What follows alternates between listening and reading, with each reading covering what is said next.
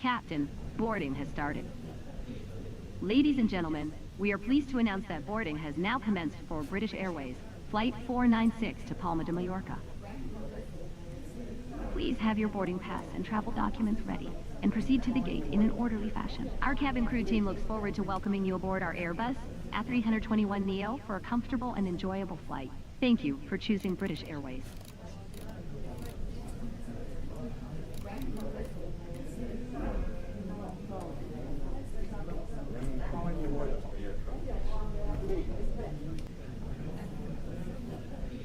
Welcome aboard.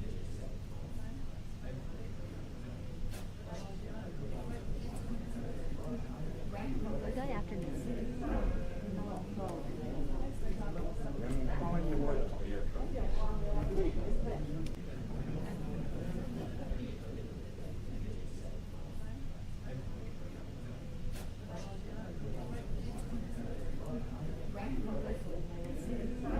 Welcome.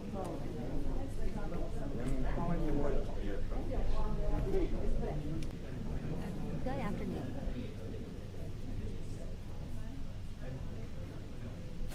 Good afternoon.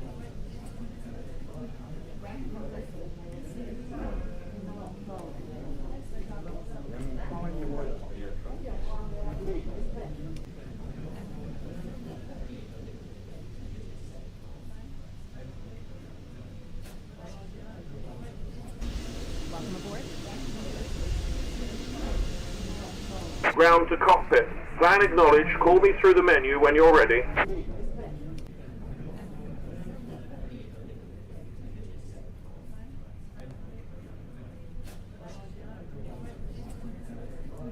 Welcome.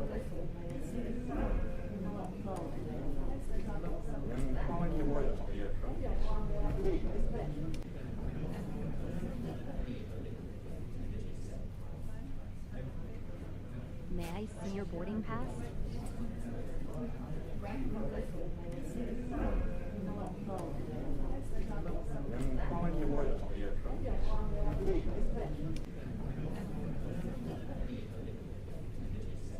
Welcome.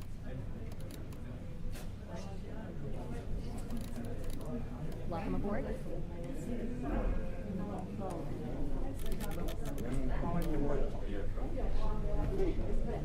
Welcome.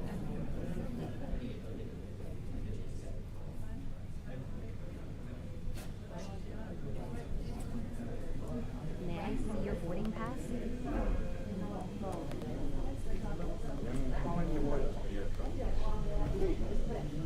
Welcome aboard.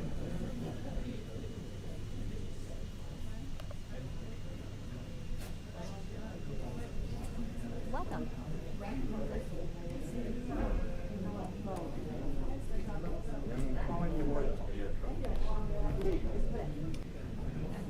Good afternoon.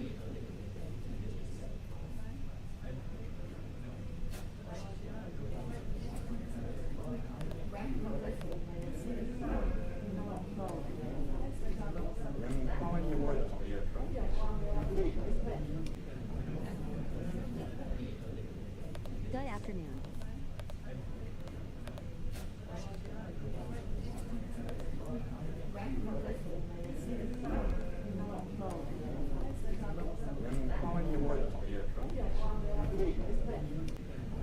Welcome aboard.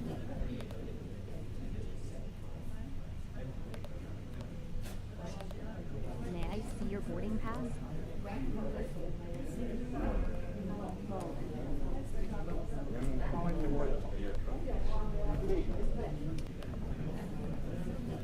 May I see your boarding pass?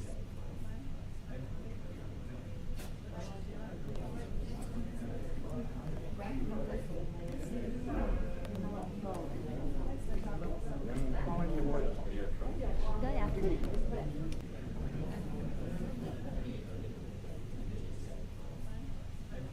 Good afternoon.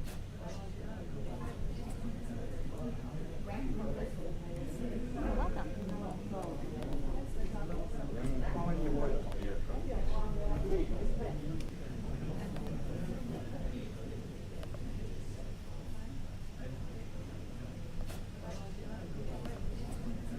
Good afternoon.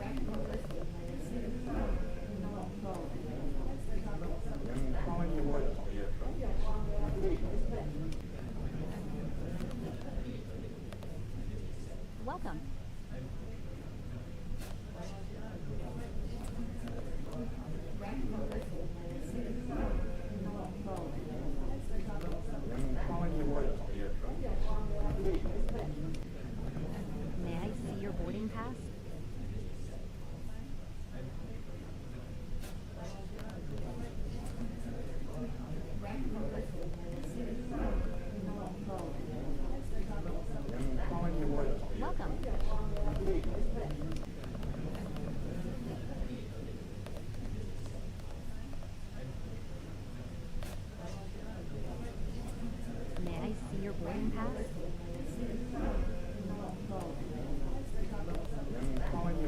Welcome aboard.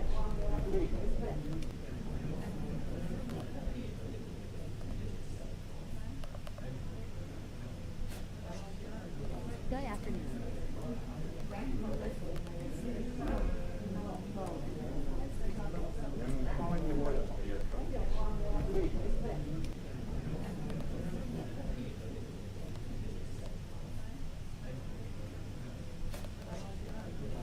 Good afternoon.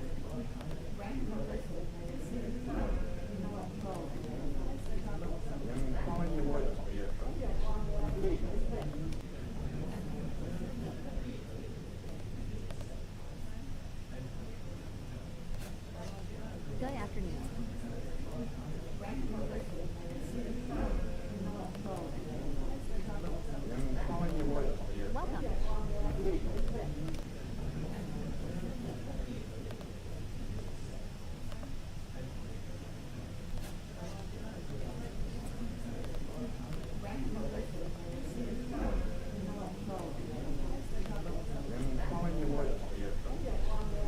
Welcome.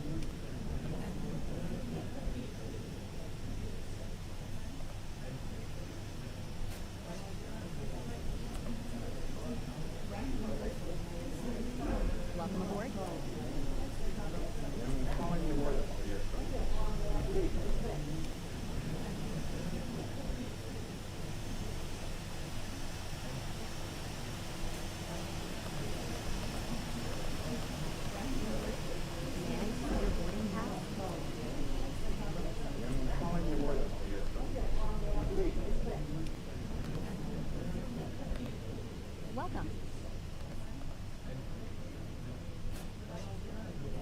May I see your boarding pass?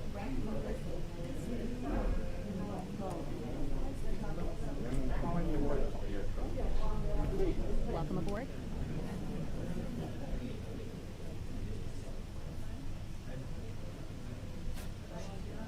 Welcome.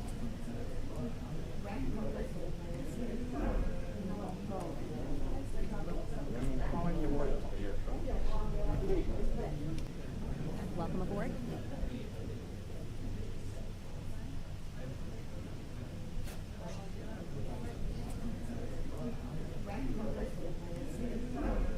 May I see your boarding pass?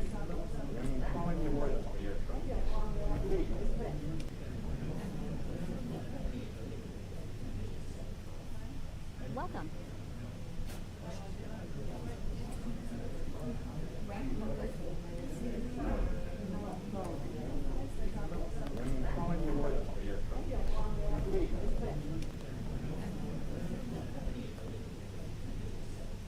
Good afternoon.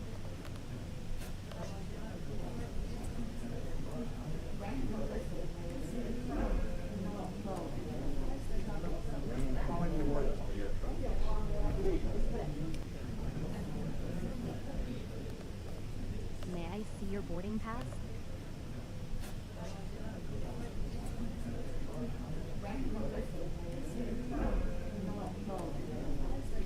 Good afternoon.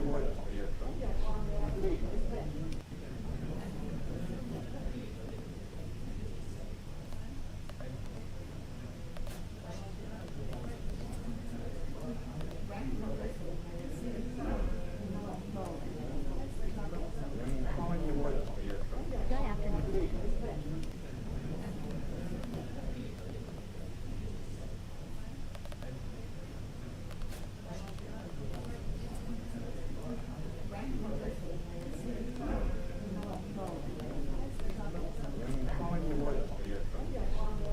Welcome.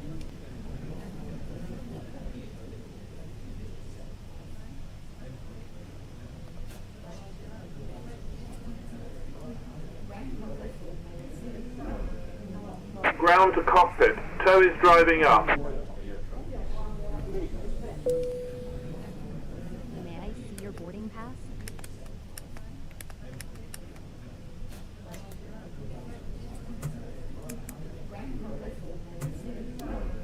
May I see your boarding pass?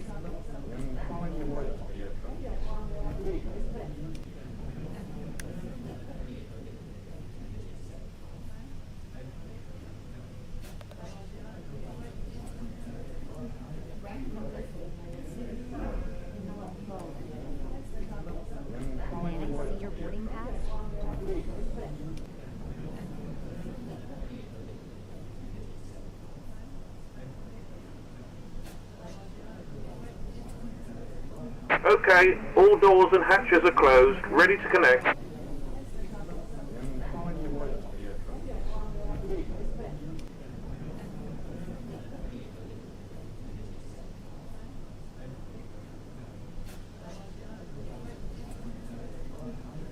Welcome aboard.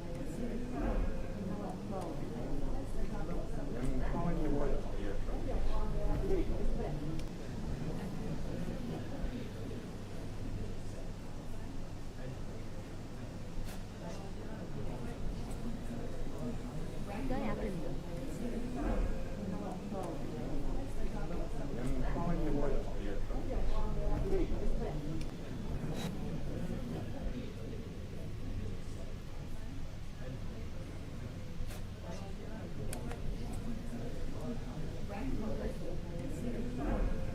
Welcome aboard.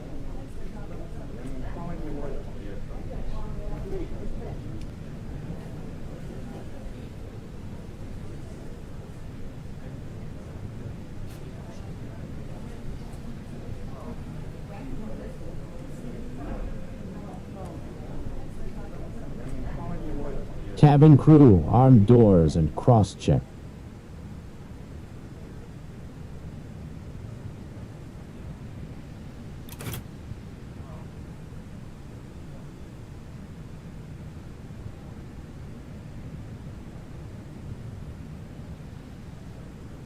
Ground to cockpit, so connected and where you want to go. Inserted. Release parking brake.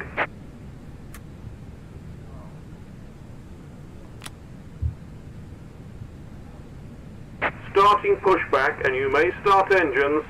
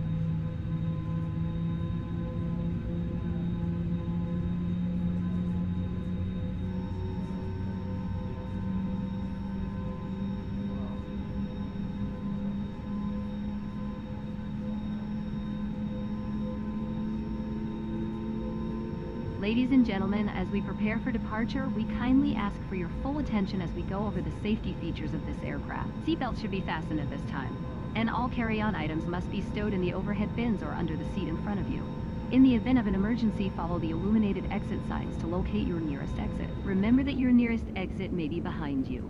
In the unlikely event of a water landing, this aircraft is equipped with life vests located under your seat. To use, pull the vest out, slip it over your head, and secure it with the straps. Inflate your vest by pulling the red tabs or by blowing into the tubes on either side. Do not inflate your vest until exiting the aircraft. If oxygen masks are needed, they will drop automatically from the panel above. Place the mask over your nose and mouth, secure it with the elastic band, and breathe normally. Assistance will be provided once everyone has their mask on. We appreciate your cooperation as we ensure your safety and comfort.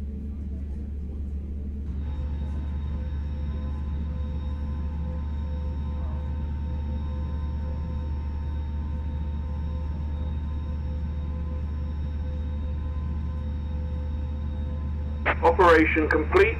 Set parking brake. Disconnecting tow. Stand by.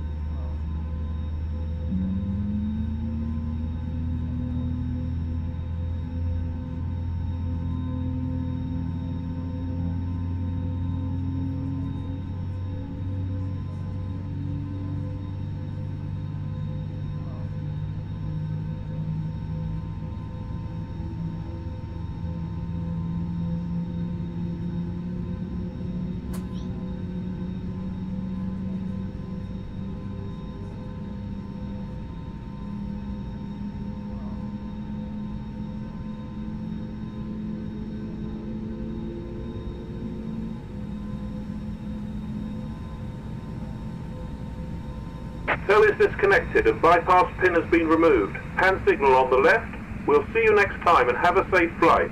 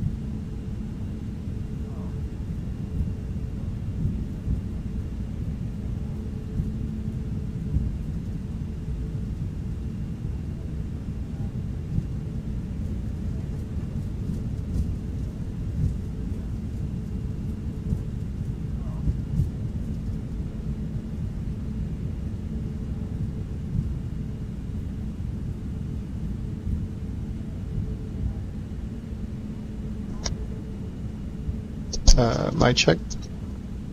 Oh wow, my mic is ruined.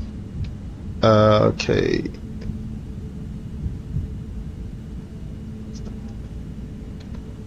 I'm using a complete different mic now.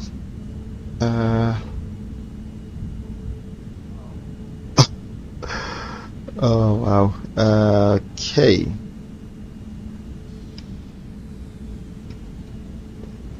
Oh wow. I might have to disconnect the AI. Okay, let's just disconnect these guys. Right. Traffic global. And just like that, the runway is clear. Just like that, the runway is clear. Right, I'll turn it back on in flight. Put it on, put it on, put it on.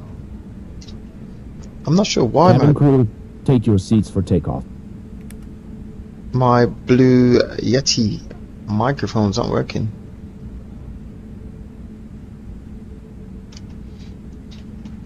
I'm just using a normal headphones microphone.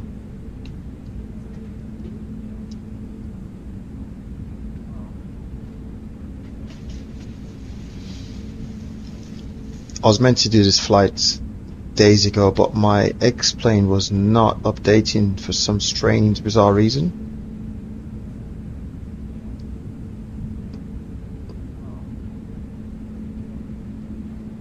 Until today I figured it out. Right, cool. Put that up, put that up. Let's go.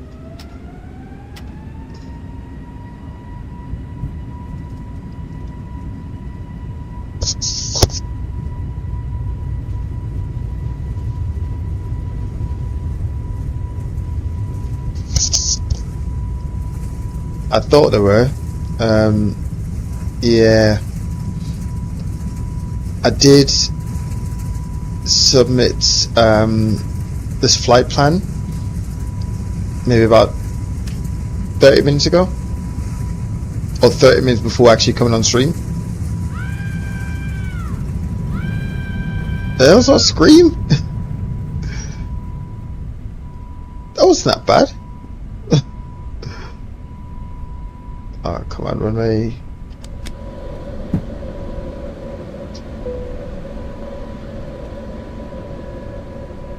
So yeah, when I did actually submit the flight plan to SimBrief,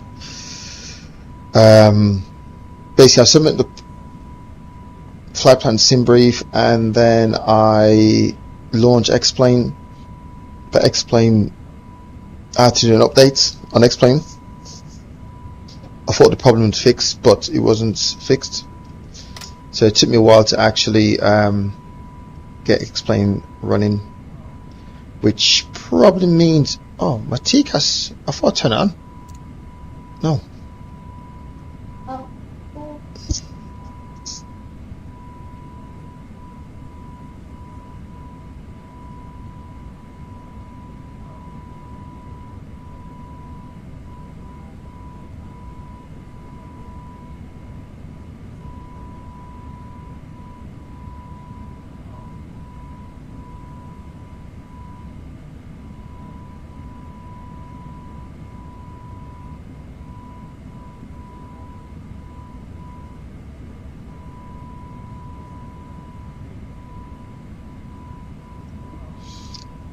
You know, it's crazy how just a couple of days of not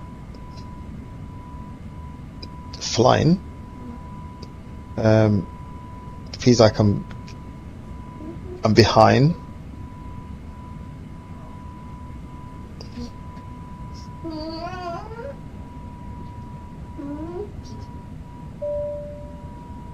Ladies and gentlemen, as we climb to our cruising altitude of 27,000 feet, please remain seated with your seatbelt fastened.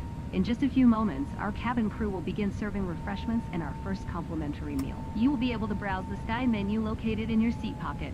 Please have your tray tables ready when the service begins.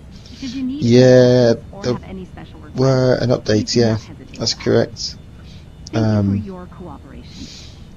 So every time I tried to do the update, it kept saying, sorry, cannot do the update because the application's running, or I've got 2 applications running, something crazy like that.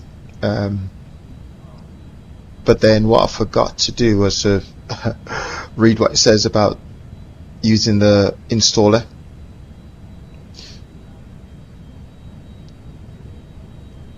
So yeah, so I read that today, and yeah, I've done small update. So yeah, I've completed the update now, so it should be all good.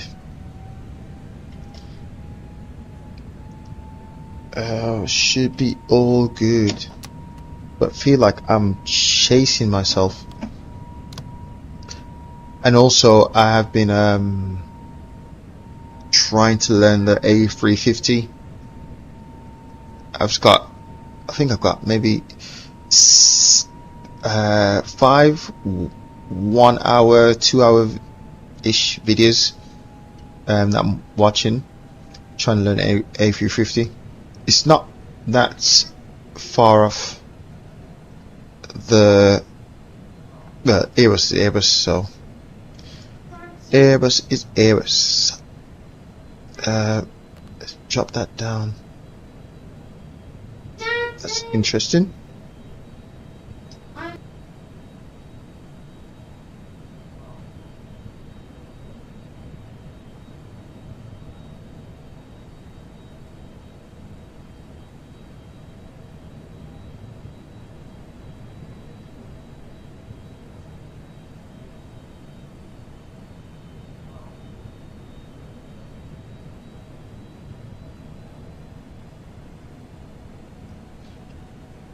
I'm just gonna climb now, try and get to altitude to save on fuel.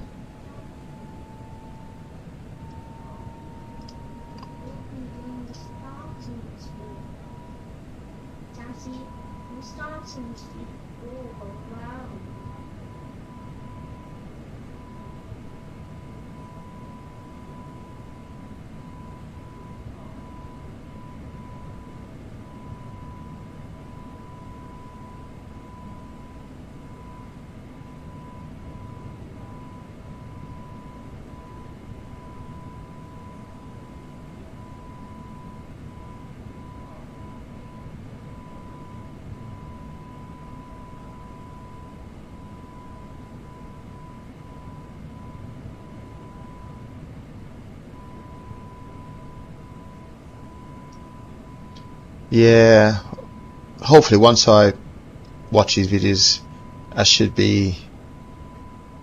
I haven't even. Have I even taken off? No, I haven't taken off at all. Actually, I don't think I even got the aircraft started up yet. I'm pretty sure I haven't. I'm just thinking.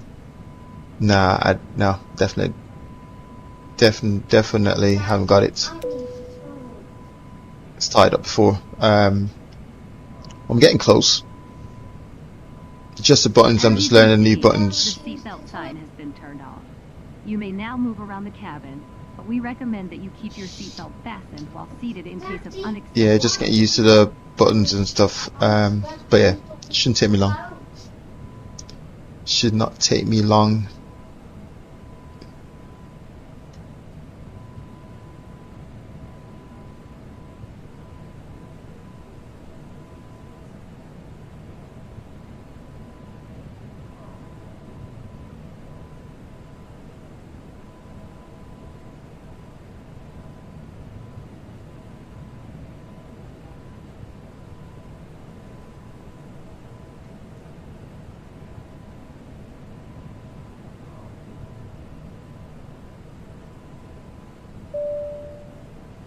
Ladies and gentlemen, we are now commencing our in-flight service.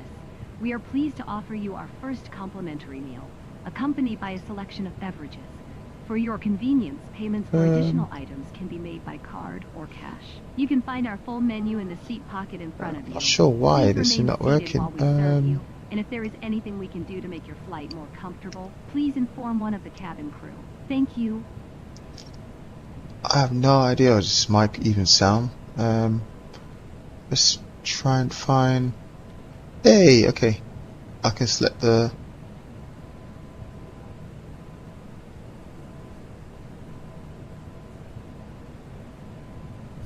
Right, mic check, mic check, mic check. Okay, I'm using my normal mic now. Hopefully that sounds better. Oh.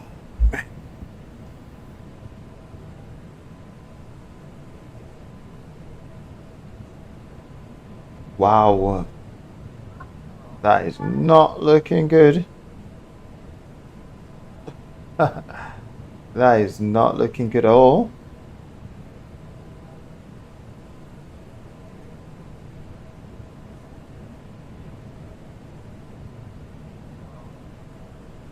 Okay, sweet. Cool, cool, cool.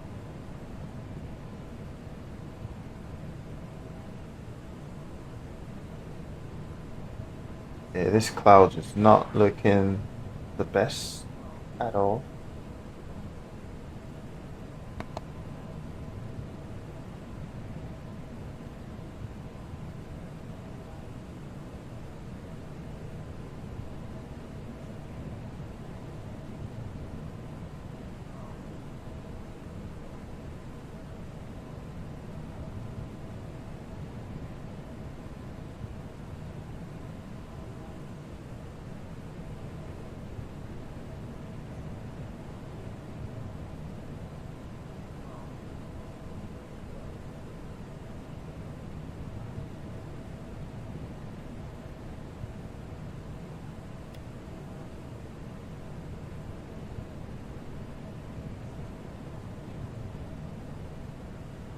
Coolio, right, okay. I feel like I'm getting the hang of this again. Yeah.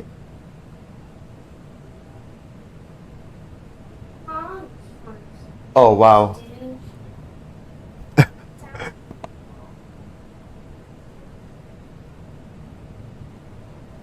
Oh really?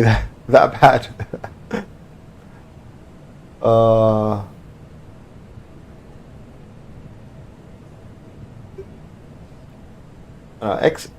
It's crazy because sometimes, like, don't get me wrong, outside at the minute it looked very miserable, but being explained this makes it just look a lot worse or feel a lot worse. But as long as I'm not in the field, a plain soldier, I'm okay. I don't mind. It can be wet as much as it wants. It can be cold. It's cold. It's good. Although saying that, during my career, I wasn't so bothered about the time being wet or cold. It's like, I know it's wet, I know it's cold, so it's like, okay, just get over it, really.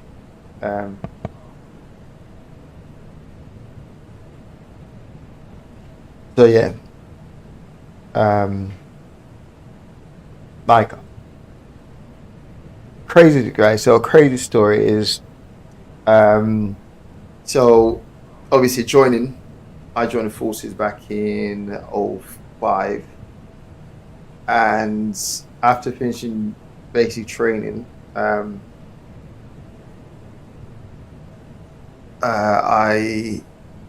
boss of the unit was basically at my graduation, and I remember we got told, right, we due to deploy to Afghanistan, and we need to do pre-deployment training, right? And we also need to basically, when we finish graduation, we normally have like a week off before we go into the next, basically turn up for work.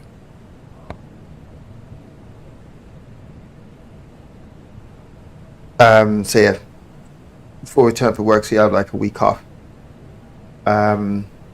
but yeah, because we were literally finishing basic training, hitting the unit straight into PDT, field deployment training, we had no time. We had no time for a week off or anything.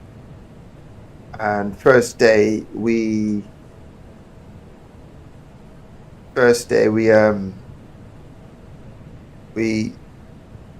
turned up to get all the deserts, kit and equipment and stuff. And I remember we going down like this line, right? So it's like you move down the line. So you got your bag, you got a person, you got like 20 people in a line, and you basically move down or move across, a person at a time, collect an item, put in the bag, another item, put in your bag, so you get to the ends.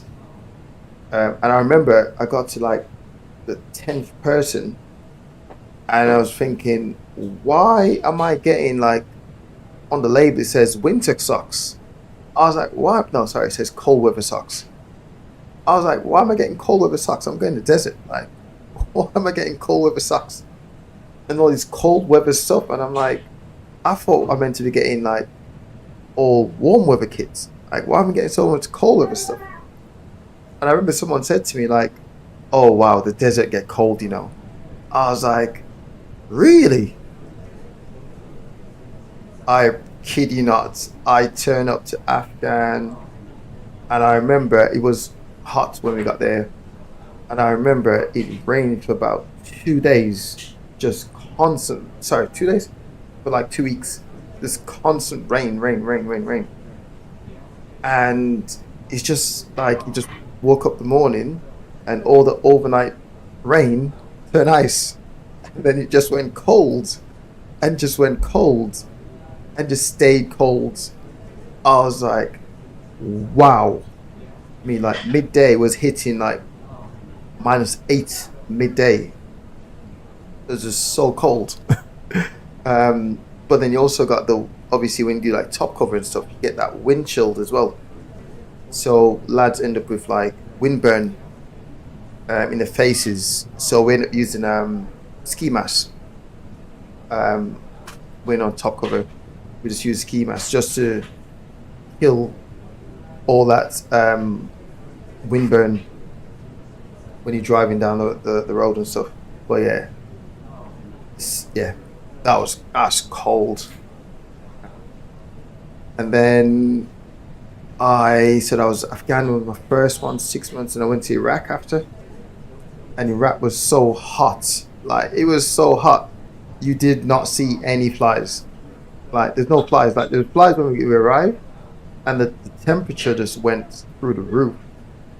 And I was just so hot, like it was that hot we didn't even see a fly going past. It was so crazy. So yeah, I've never experienced that before. But yeah, it's so mad. Just the extreme temperatures, like it's either super cold, or just ridiculously hot out in deserts. I mean, not to mention you obviously got the sandstorm, and electric storm as well. That's even a crazy one. Did not even know that exists. Right? It's like I've heard of it, but never really seen it. Yeah, it's mad. It's so crazy. So yeah, when it comes to like the weather condition, if I know like I'm going out in the field and we're out in the field, I've just tell myself, right, okay, it's winter, it should be cold, it's meant to be cold. Let's not go outside expecting it to be anything but cold. Right? And then if I go outside and it's like, oh, it's actually not so bad, then at least I was already thinking of the extreme, so it can only get better from that point. But I found if I think about if it's winter and I'm like hoping it's warm outside, like not as cold, I go outside and I'm just like, okay, I feel like I'm freezing. Right? So it's crazy how the whole thing works. But yeah.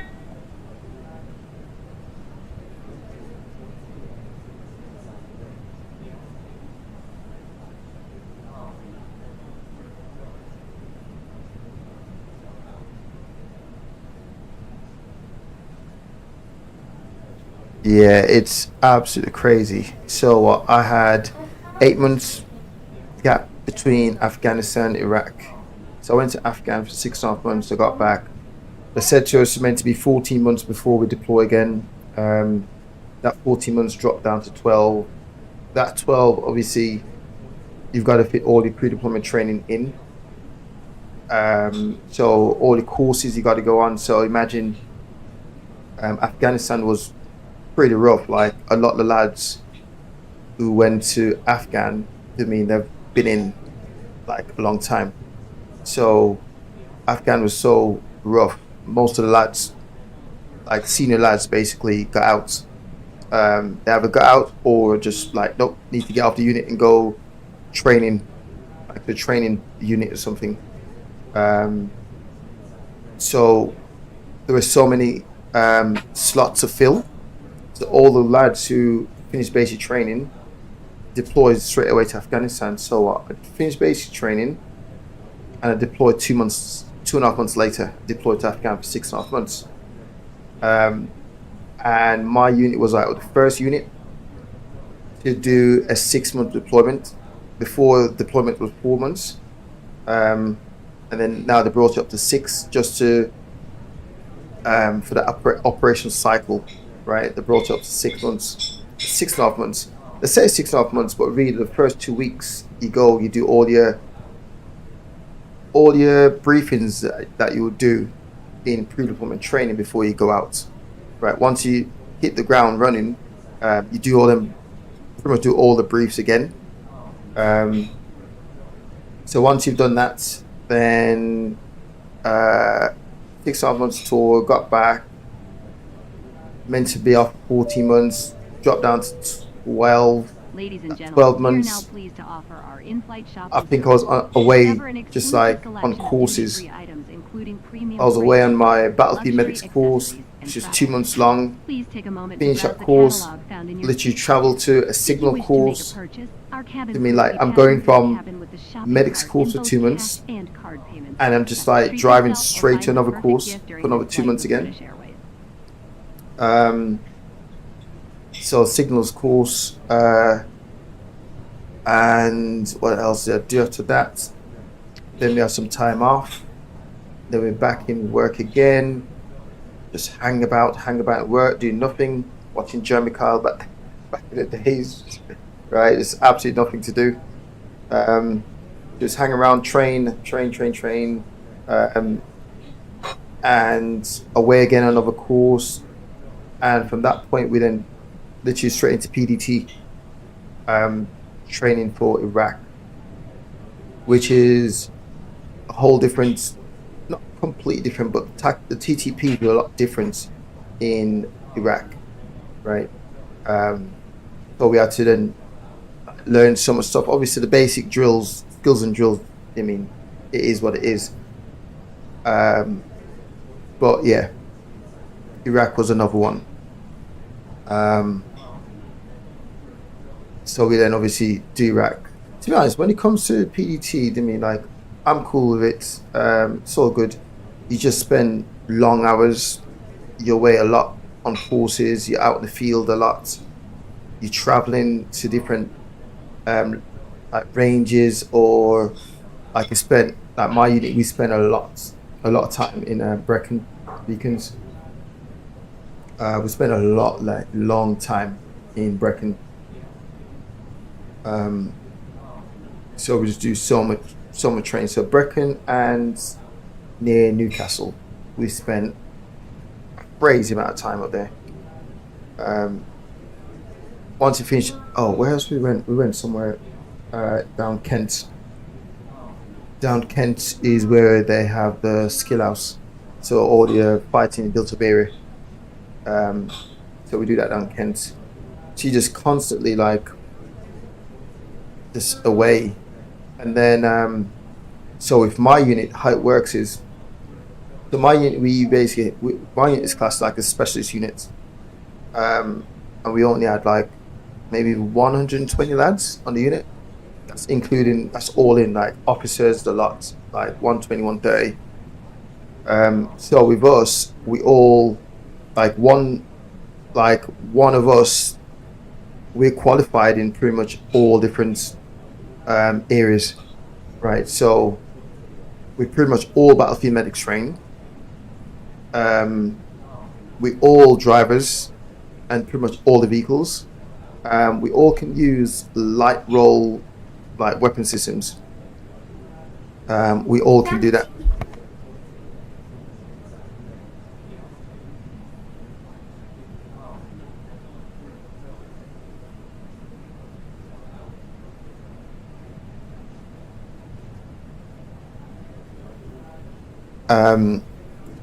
So yeah, skill house. What else we used to do? Yeah, so we're all qualified in everything, just all areas, light roll stuff. But when it comes to like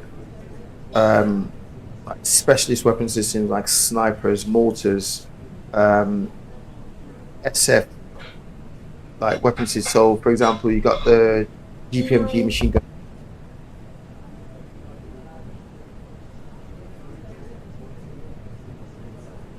When you have like a GPMG, general purpose machine gun, that can be on tripod. So you have to go away on a course and actually learn that. That's a 2 months course, and that's SF, sustained fire, not special forces. Sustained fire. So those courses are like specialists. So you learn. So if you go on your, we call it guns, like guns course. So on the guns course, you learn your HMG, which is your 50 cal. You learn your GMG, which is grenade machine gun. You learn your GPMG in SF role. So all these weapon systems are mounted on something. So you learn that. You got mortars.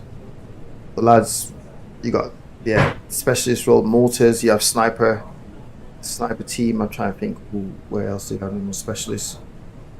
Yeah, SIGs. You have signals team, but to be honest, we all basic signaler, and then a few of the guys then went off and do the JTAC or FAC, so forward air control.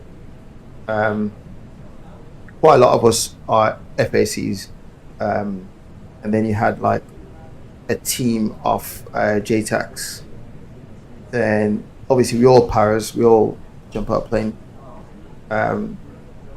Couple of the lads went off to do squares, like stable shoots, but majority of us are static line. Majority of us are static line. So hook up, plane basically open your shoots, and then you have like your stable shoots, which is like your halo, hey-ho stuff. So the guys, some guys are qualifying that, not all. And then you have another team, or the J2 like your intelligence team. But we literally, I mean, like we can move along the light roll stuff. So we can all like use grenade launch. We can all use javelin. We can all use, I mean, so we had javelin, got Milan missile. We all can use that. We all can use a 60mm mortar. 51mm mortar, we all can use that. Light machine gun. What else? We all use laser. What else? We all qualify. That's like everyone's qualified on that. But yeah, like I say, that's what it's sort of like broken up. So you really don't get a lot of time back, like to chill, and then you straight away again. Another operation. So I've done 6 months in Afghanistan, then 6 months in Iraq. Then I got back. I was off for 8 months. In that 8 months, I then got promotion to corporal full screw. So I got promotion to lance corporal for Iraq. And then Afghanistan, second time in Afghanistan, I was a corporal. And then I got back, and then I done my sergeant's senior NCO course. and then after that point, really, it's pretty quite chill. Quite chill at that point. So yeah, it's crazy. And yeah, so you have junior Brecken for your corporal and senior Brecken for your sergeants. And these courses are hella long. They're so long. And it's just all about the command. So like when I play Arma, for me, the shooting aspect of Arma, I'm not worried about that. But all the planning and prep, that takes me back to when I was like on junior Brecken and senior Brecken. It takes me back to those moments where you do all your planning. And well, if I could just like do orders on the whole thing, how we would actually plan a full mission. Yeah, that's crazy, to be honest. That's crazy. So that's the reason why I actually like play Arma, but not for the shooting aspect of it. It's just more like the planning, looking at the ground, breaking the ground down, all this stuff. Actually, saying that, before I went to do my corporal, before I went to do my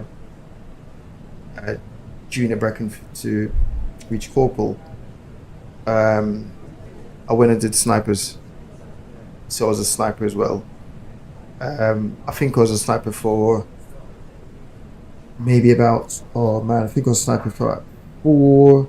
So when I say sniper, we were on the sniper section, but then sniper section is only eight guys.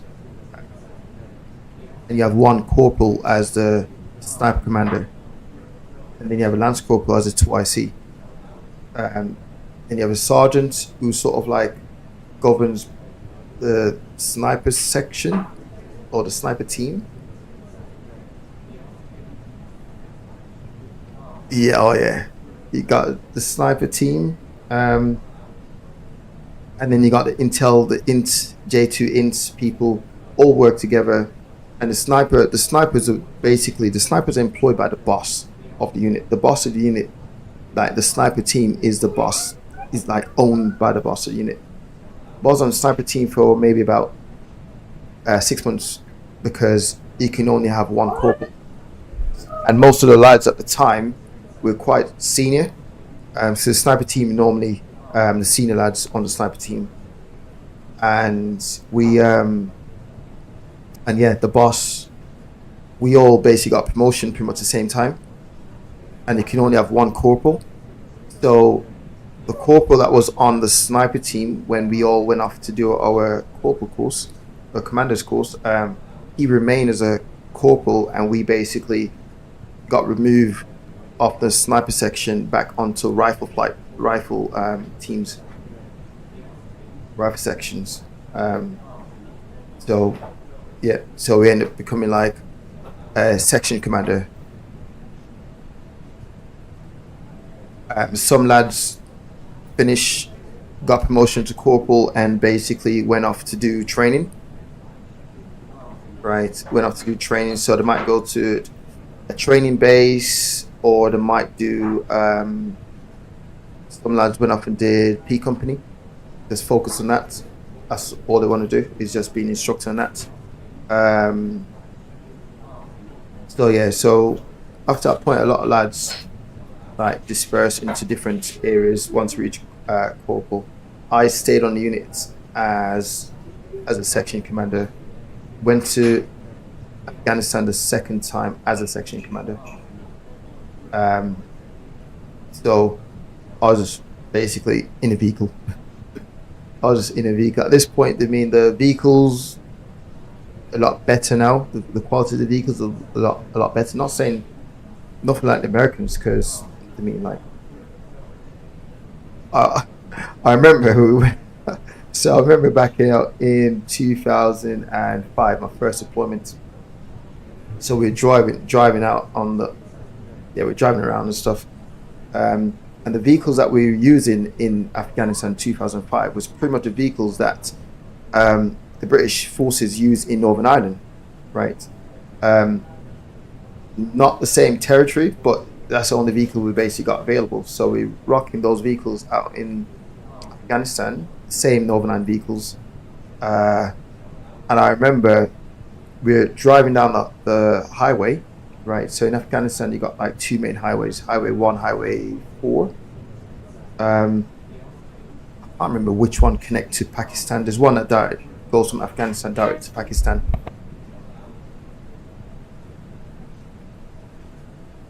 One goes from Afghanistan to Pakistan.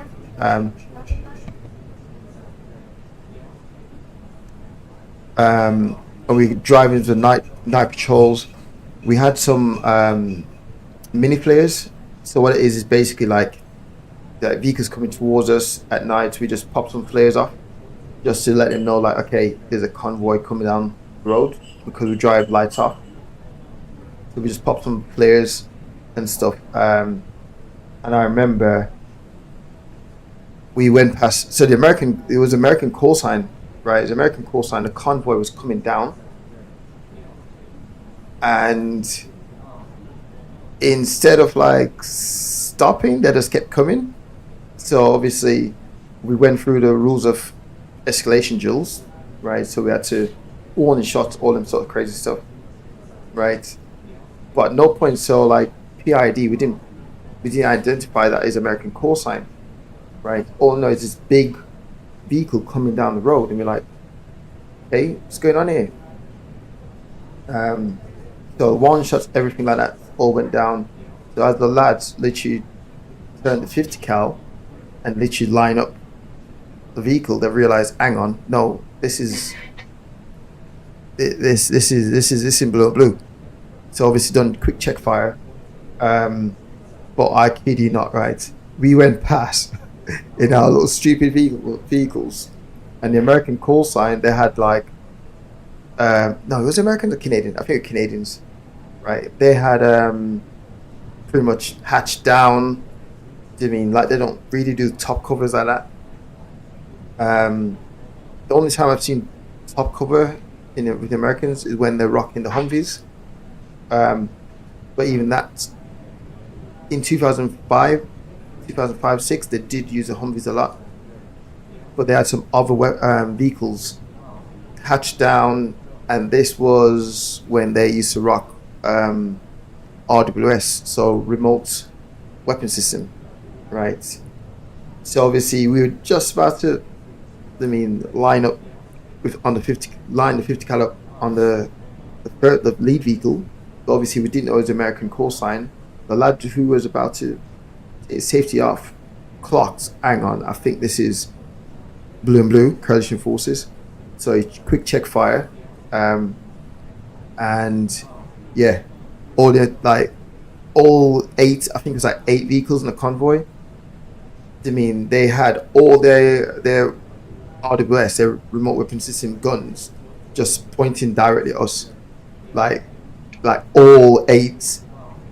But the thing is, they were operating in our AO, right? So if you can transit through our AO, at least adhere to the rules. Our rules, because we don't know friends or foe, especially at night, right? They drive in with lights on, right? But they maintain that convoy pretty well. So when you're driving towards them, they're driving towards you. You can only see like one vehicle, even though there's multiple lights on. You can only see one, and especially where we were. I don't think. No, it wasn't fully night. It wasn't fully darkness. It wasn't fully darkness. It was like coming up to sunset. So we weren't fully lights off on that one. Yeah, it wasn't fully darkness on that. So yeah, and but all they had to do, with fire flares and all that, they had to just pull over, just stop, right? And we'd have done the same if it's, the other choose the other way around, but they just kept coming. It's just, just crazy. But yeah, they all had remote weapon systems on the vehicles, and we had nothing like that until I went to Afghanistan the second time. went to Afghan the second time, and that's when we started rocking RWS as well. Yeah. So like I was a vehicle commander, and I mean I had like it was like a joystick.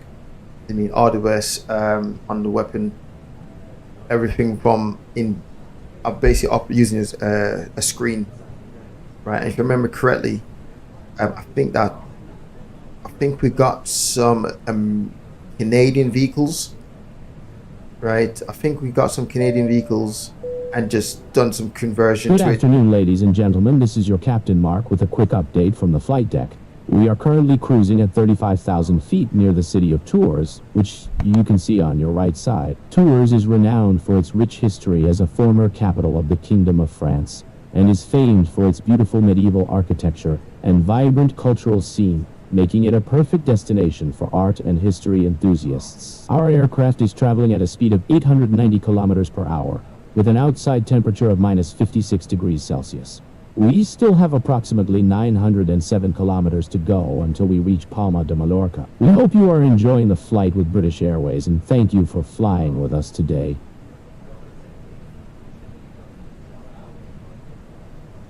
Cool. So yeah, it's crazy times out there. Yeah, it's crazy times. Try and think.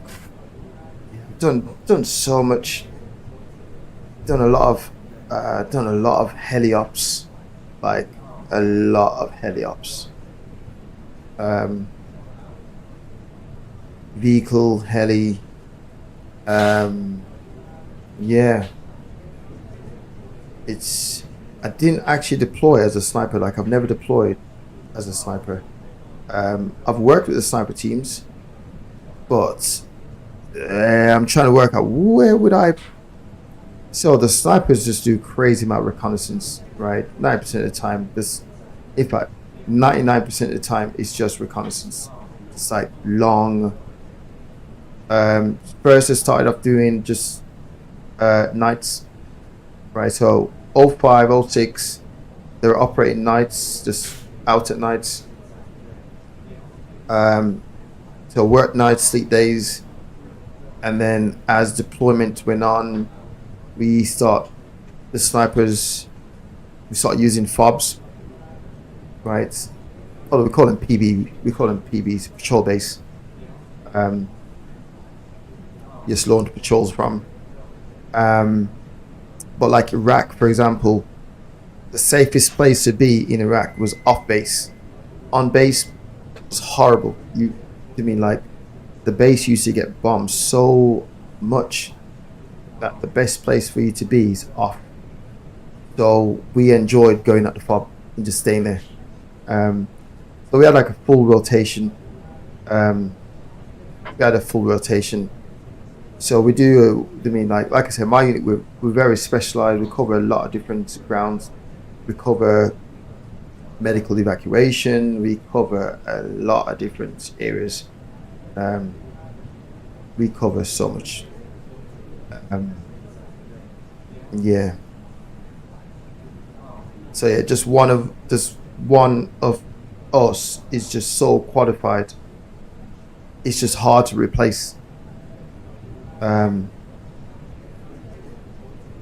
Yeah, it's mad hard to replace just one of us.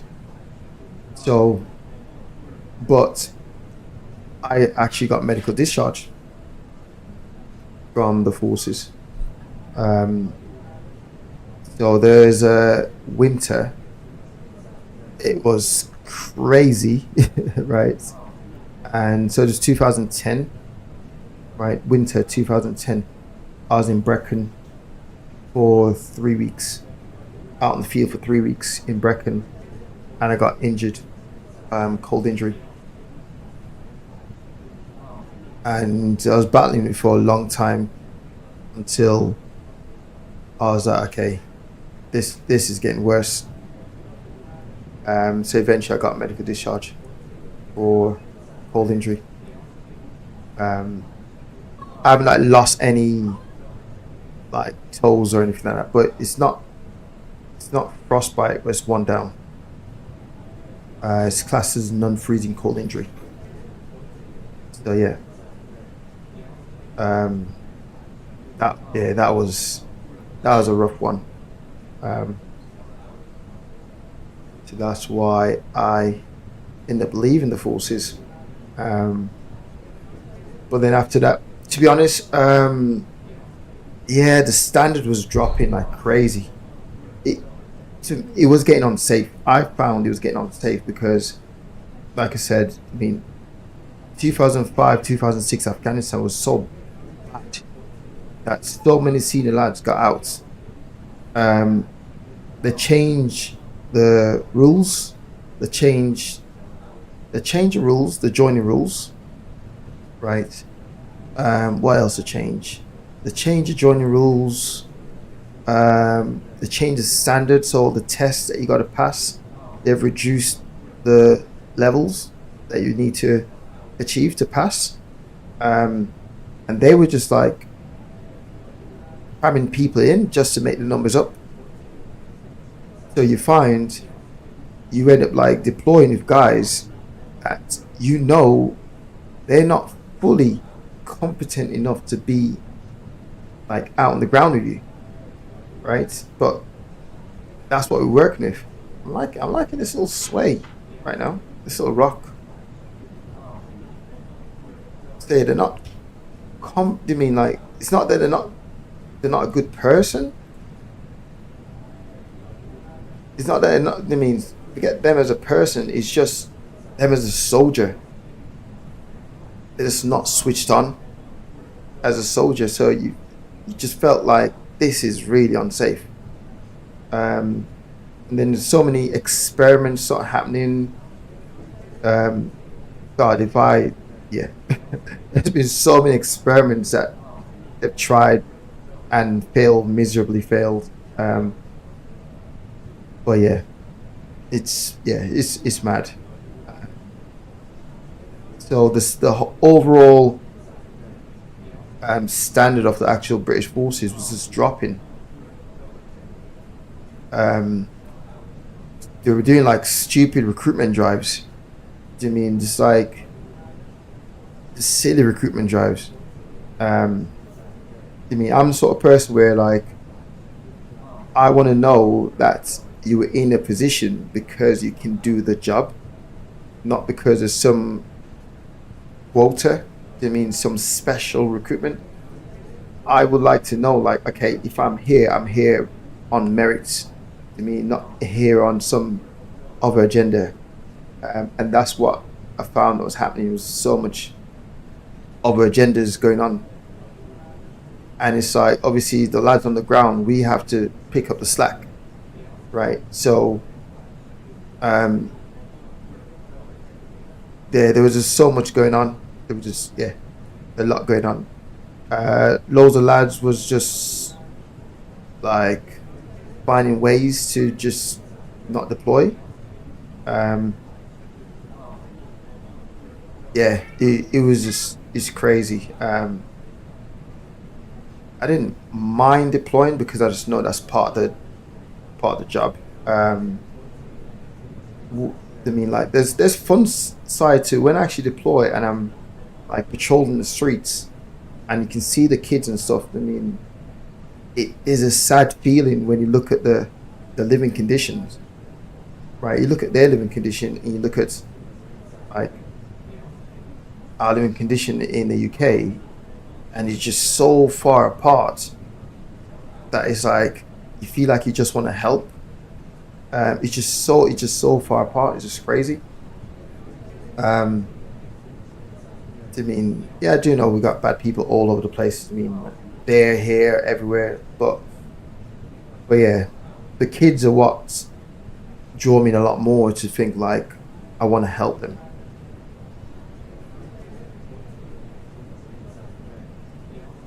Yeah, that was a bad winter, 2010.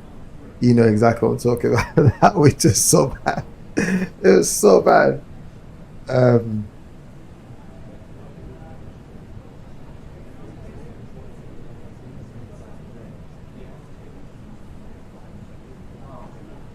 Yeah, that winter, yep, that was a bad winter. You're correct. um, I mean, like winter now compared to that 2010 winter now is like, this is like summer compared to that winter. So yeah, but there's so many different stupid agendas just coming, and the fun of actually like, not necessarily fun, but more like, when you think you've achieved something, you start to diminish that idea to believe you've achieved something, to the point where you start to question whether or not, like, am I a part of a recruitment drive here, or was I meant to be here on merit? Right? It's just, yeah, there's so many things has changed. So the standard was just dropping, and I could feel the shift, right? The shift from what this is to what it will be down the line. So yeah, and obviously once you join the forces, I mean, you might as well just forget politics. Politics do not exist, right? Once you sign the line, I mean, you pretty much go when I say go. Good afternoon, ladies and gentlemen. This is your Captain Mark with another update from the flight deck. We are currently flying at 35,000 feet with a ground speed of 910 kilometers per hour. Just ahead, you may catch a glimpse of the city of Limoges, located directly in front of us. Limoges is renowned for its exquisite porcelain and rich medieval history, as well as its vibrant art scene. Though the view might be subtle from our altitude, I encourage you to take a moment and look out the window for this beautiful city. The outside temperature is minus 56 degrees Celsius, and we have approximately 740 kilometers remaining to Palma de Mallorca.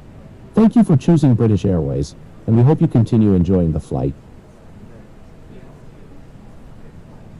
But yeah, it's crazy, man. It's crazy stuff. But there's one thing I've always said, you know what? I want to get into flight sim. I want to get flight sim. So before I even joined the forces, I was in cadets.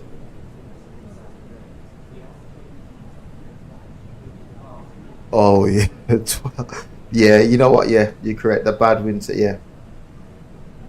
So yeah, we're due on. Yeah. That sounds about right. So yeah, before I joined the forces, I was in cadets. Right, I was actually, so I was always into planes, always into aircraft, always into that sort of stuff. And actually never, I mean, I never thought about being join the forces and being like a pilot, right?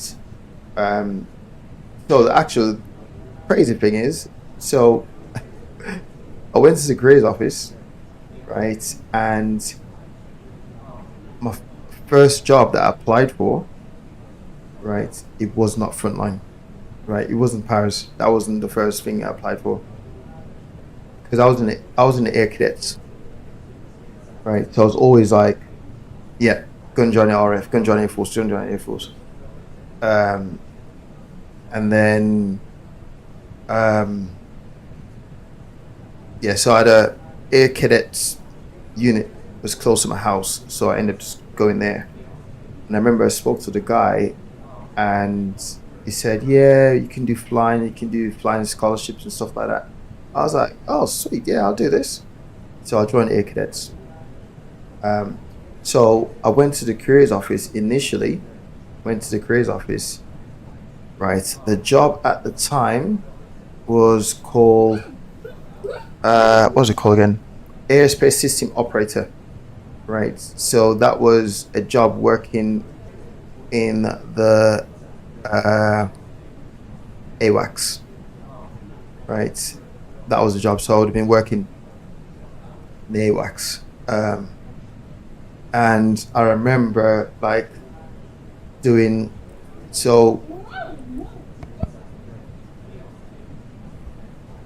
in the careers office, to me, like it was Army, Navy, Air Force, all shared one careers office. And I remember sitting there in the waiting room,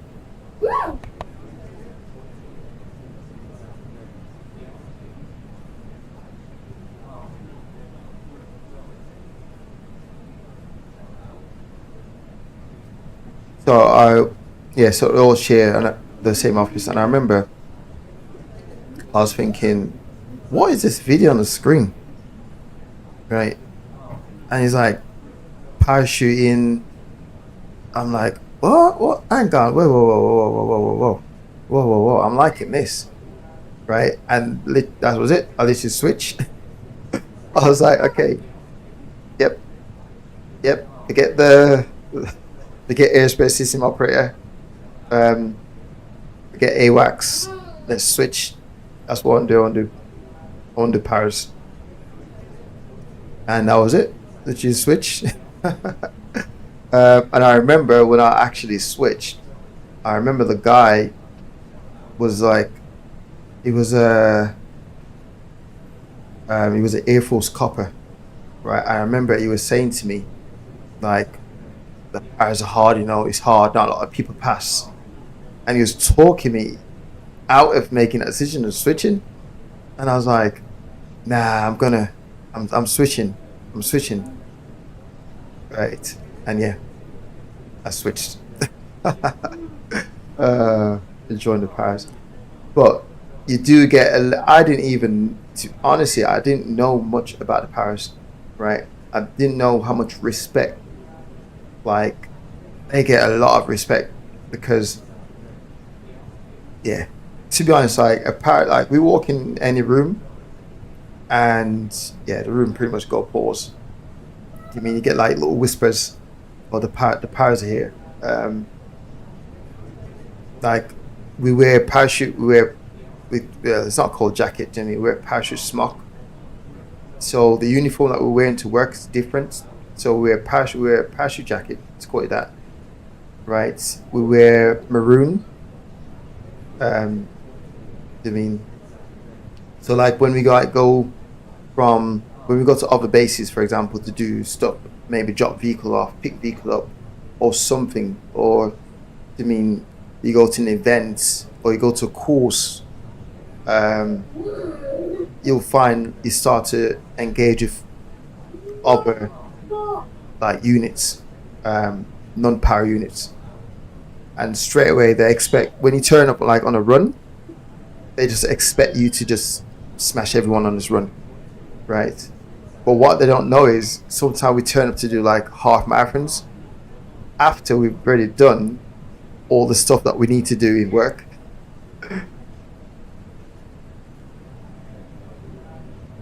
Yeah, so it's crazy. But we're fit lads, and I wasn't fit to start with. I saw the standard on the first run and I was like, oh hell no, I am nowhere near the level. I've got to step this up like crazy, and yeah, and sometimes you just don't. Okay, so once you finish on unit and stuff like that, that's when you start seeing some really fit lads, and to be honest, most of them are fit. Very fit, and soldiering, decent soldiering skills as well. So I know a lot of people do ask the question like, do people like go off to do special forces? And the truth is, loads of us could go off and do special forces. But then, like myself, I enjoy free time a little bit more. I enjoy family time a little bit more than, because obviously they work, their cycle as special force cycle is a little bit, crazy. Just a rotation. So I do work with them, I do see them, I do know them.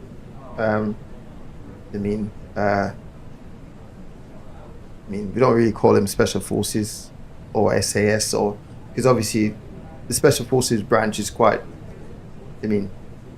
wide. So you have obviously SAS, SBS, PF, so pathfinders. You got SRR, Special Reconnaissance Regiment.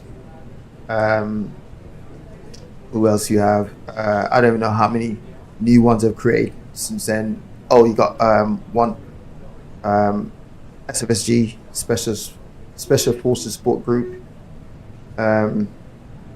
based down St. Athens. But then you also have like your 16 Air Assault Brigade. Do you mean? So you got them. I mean, like the world of powers would pretty much, stay together, really. And what else you have? So yeah, Special Forces branch, pretty. I know there's a lot of lads went off and do so. SBS, SAS. So when I joined, right? I don't know how true this was, but when I joined, the SBS was only open to Marines, right? And if I remember correctly,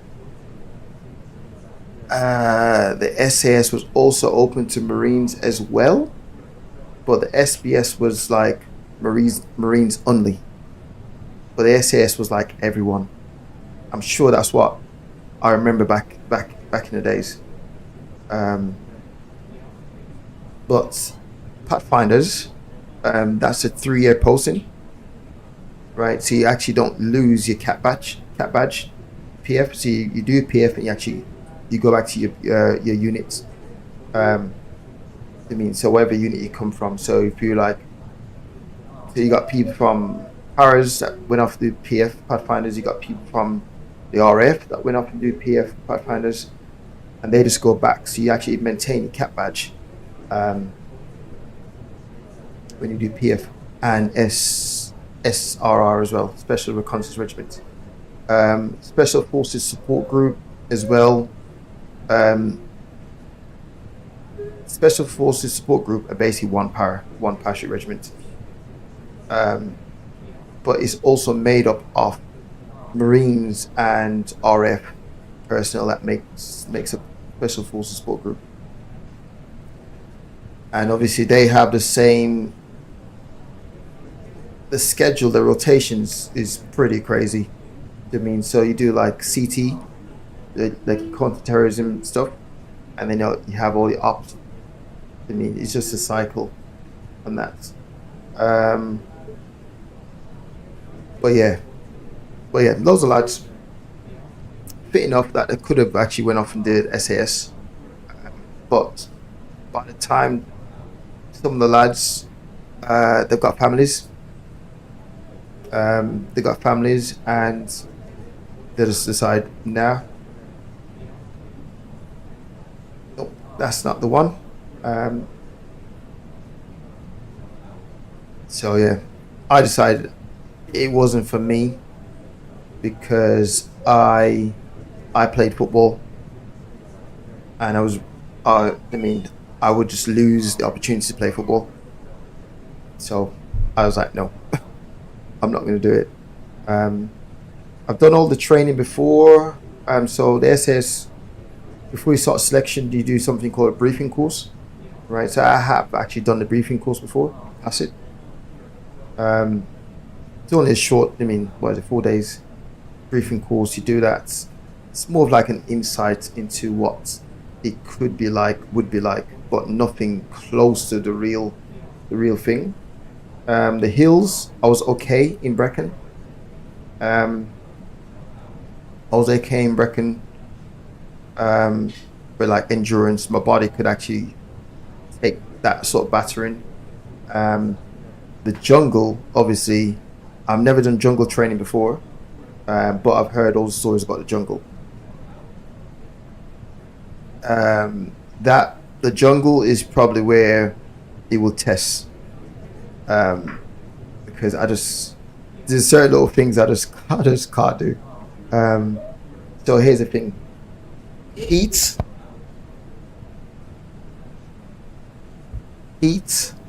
and flies, and just flies in my ears, and heat and wet and clammy, like humid feel, all those combinations together, I just, yeah, I can't stand it.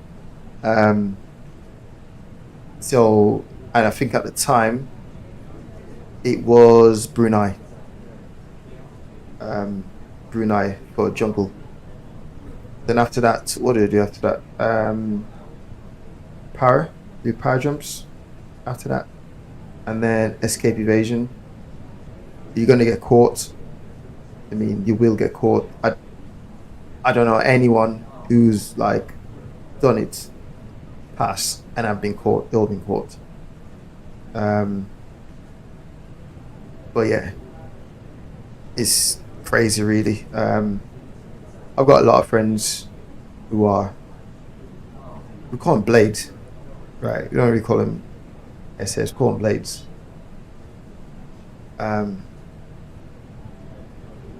I don't know anyone who went SBS. SFSG, yeah, loads of people. PF, loads of people in PF. But like as a para, you pretty much like your next challenge is special forces. I mean, like a normal infantry regiment, their challenge is basically para, right? Go become a para. That's like the next step. Obviously, really a para. So the next step was special forces. So yeah, it's crazy. Very, like when it's downtime, it's downtime. Like downtime, you're literally going to work, and it's very competitive. So it's a competitive amongst yourself. Like, so you've been in your room, for example, playing, I don't know, Xbox, right? And you just like lift your head up and you just see someone like running past your room, and then you like playing, thinking, right, I'm not going to press this button anymore, I'm going to put it down and actually go for a run, right? So it's very competitive. I mean, like you go for like a 5-mile run. A 5-mile run is a standard. That's like standard. So you do a 5-mile run, you come back, and then someone's like, oh, where do you go? You're like, yeah, did a 5-miler. And then they'll go out and do 6, right? Or do a 5, but faster than how you done it, right? Then come back and tell you that they've done it faster than how you done it, to the point where you think the next time you go out, you're going to try and beat that time that they set. So it's just very competitive.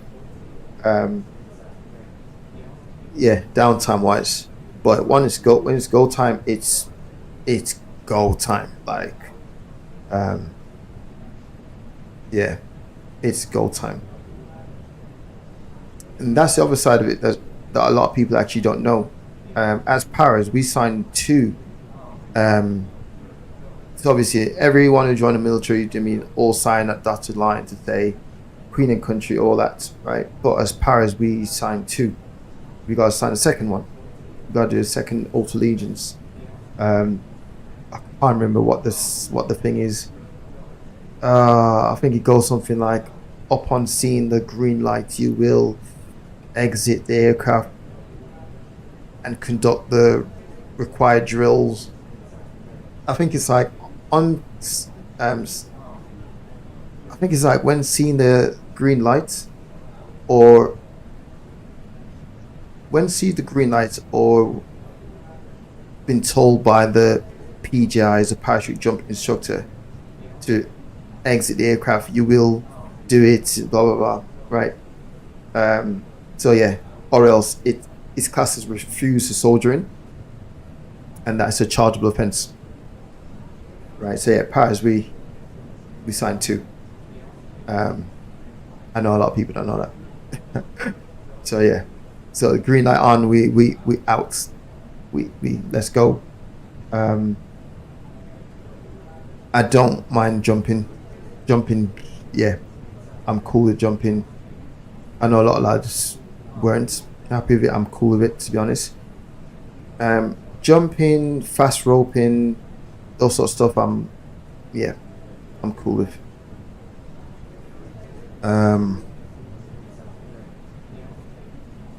I remember we done a fast stroke training, going onto ships, right? That is pretty, yeah, that's pretty crazy. Getting down from heli onto ships, that's pretty crazy. But Irish, yeah. Try and think. Oh, I've done so much. I joke with people to say like, whatever you see on Call of Duty, to me was pretty much everything that I've done. And it's mad because I can't remember what. I mean, I don't play Call of Duty, but I remember there's a Call of Duty release a while ago, and I remember I saw on the shoulder of the British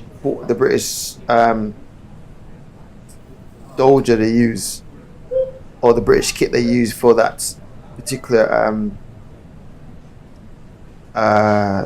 Call of Duty release, and there's something on that person's shoulder, and I'm like, right, I know the general public would not realize how vital is a tiny, it's a small little patch, right?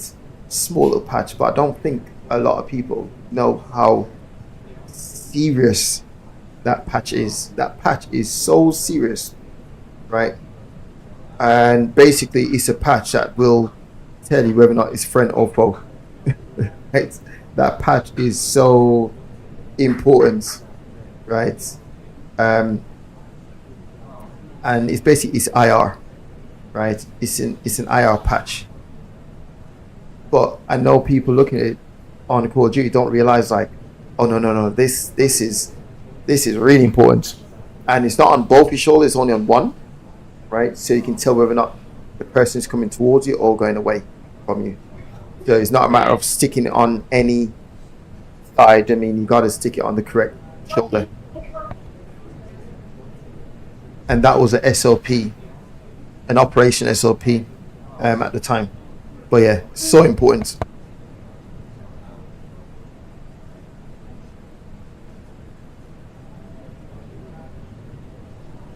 So yeah, but I see it on Call of Duty, and I'm like, yeah, obviously I don't say what it is, what it's used for, but it's mad important. That's like standard for all the uniform to have that on.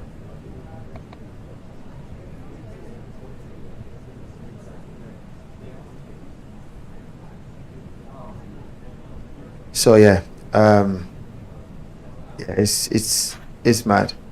Just like certain and like even in Call of Duty as well, there's certain antennas. I see it and I'm like, I don't think people realize how important that antenna is.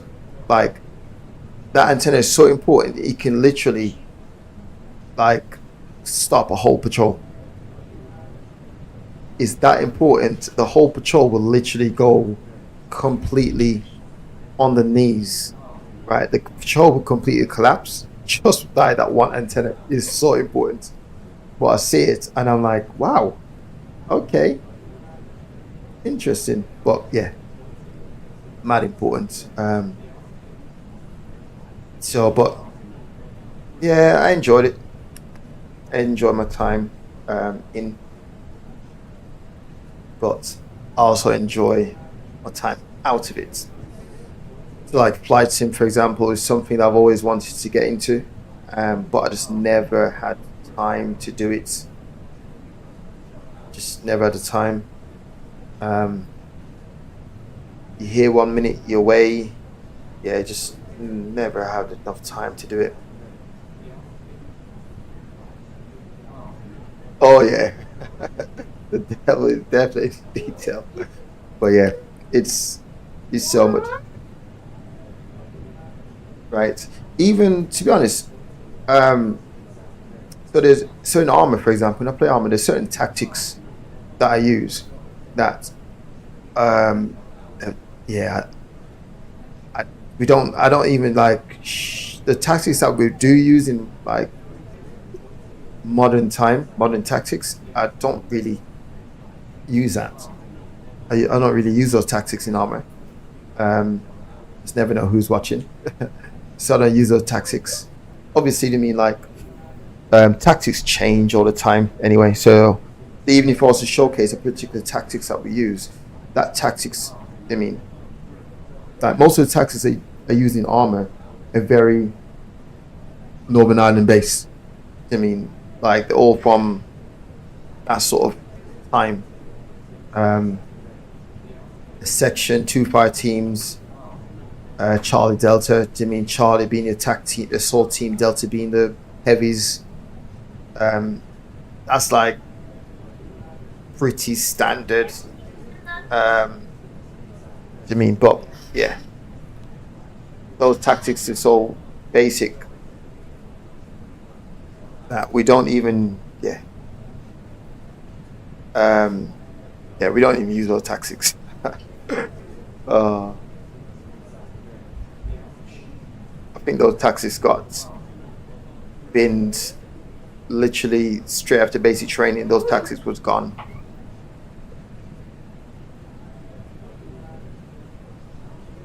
That's the other thing as well. We do go on like advanced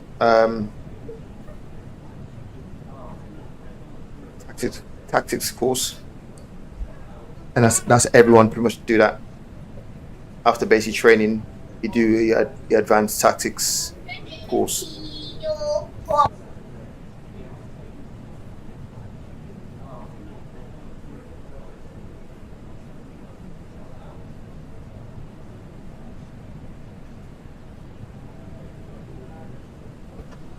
So yeah, so on the tactics weapon course, sorry, is when you learn like, it's like big boy stuff. So you basically like, it's like walk through, flow time, discuss certain things, the reason why you do this, the reason why you do that. Yeah, very big boy stuff. And I know a lot of people got the idea like it's always shouting. Like once you finish basic training, the shouting side of stuff, that's all gone. Right? There's no more, well, on my unit anyway, there's no shouting, right? You just expected to turn up and deliver. There's no shouting, there's no, I mean, so like, let's give you an idea. We have to do parachute medical, right? But no one's going to tell you you have to do your parachute medical. You have to make sure that you are medically in date to jump, right? Because if you're not, then that's also a chargeable offense. So you can actually get charged, right? The charge could be anything. I mean, it could be it's so the charge can spread across whatever the corporate want to throw at you. You can get charged. So yeah. But charging, you can get charged for pretty much anything. Like anything, you can get charged for not having a notebook and pen on you at all times, right? So when you're in uniform, you're meant to have a notebook and pen on you at all times. Some like little silly things like that. It's crazy, but yeah, they're all chargeable offense.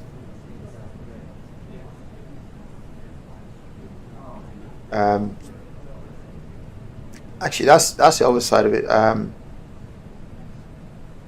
I know someone asked me a question before, and my mic wasn't working, so I couldn't really answer it. But when it comes to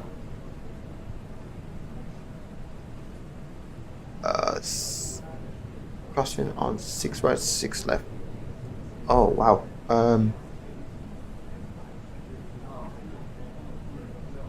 Yeah, when it comes to what's that called now? What is the transition altitude here? I cannot find. Okay, let me find the approach.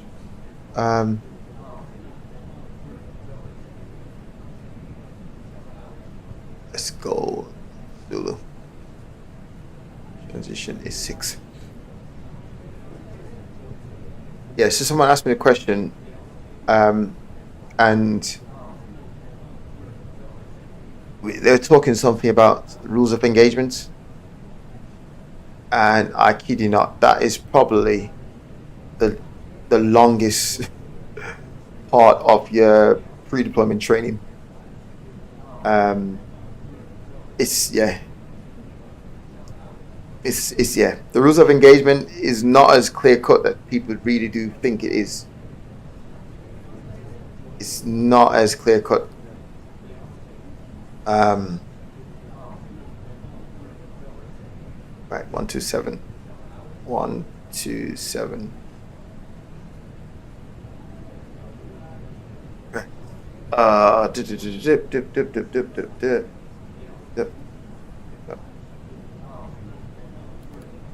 I have no idea how this approach is going to turn out. 13 knot crosswind. Brilliant.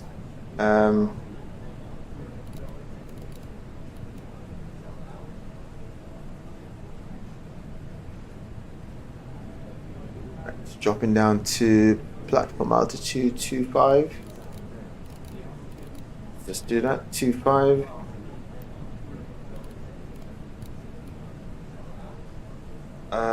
I know, if I remember correctly, should be some high terrain levels around this side. Okay, come over here, go. Fix info. LEPA 24 left. 6 mile ring. LEPA 24 left. This better be the correct. Oh, that's it. Let me put my traffic globe back on.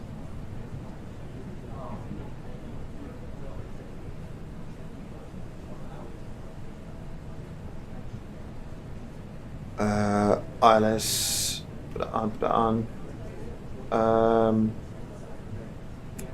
Let's go low.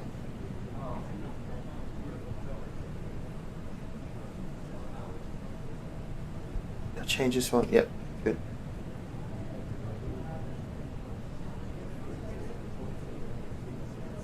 Oh man. Check. Cool. Made up 5.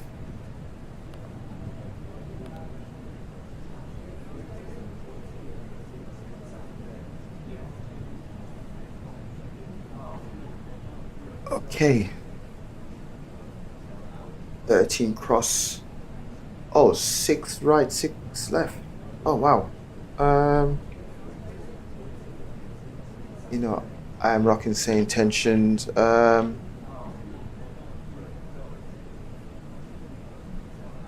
EPA.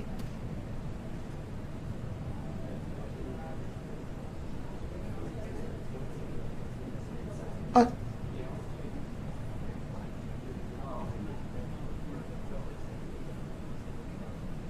Why? I'm not getting the. Okay. LEPA. Why won't this work? I forgot. Ladies and gentlemen, we will be starting our descent into Palma de Mallorca shortly. As it is the afternoon, we expect the traffic around the airport to be busy, but rest assured, we will do our best to land as soon as possible and find the quickest route to the gate to you. Please ensure your seatbelt is securely fastened and follow the instructions of the cabin crew. Thank you for flying with British Airways. Good afternoon, ladies and gentlemen. This is your Captain Mark with a brief update. We are flying at an altitude of 35,000 feet, cruising at 930 kilometers per hour. On your right side, you can see the vibrant city of Barcelona. known worldwide for its remarkable architecture, including the masterpieces of Antoni Gaudí, such as the Sagrada Familia, as well as its lively cultural scene and beautiful Mediterranean beaches. The outside temperature is minus 55 degrees Celsius, and we have approximately 233 kilometers left until we reach Palma de Mallorca. We hope you are enjoying the flight with British Airways. Right, okay. Right, I'm trying to get the same tension to... Why? I'm not allowed to...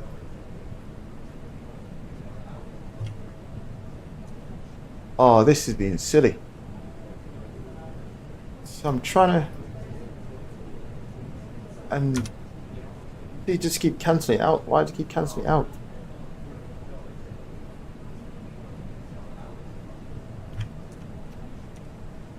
Oh, okay, right. Finally, wow.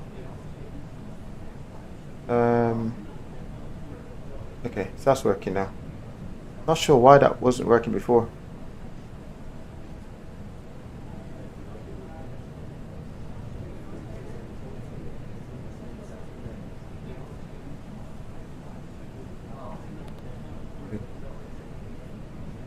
I guess a bit higher. Good.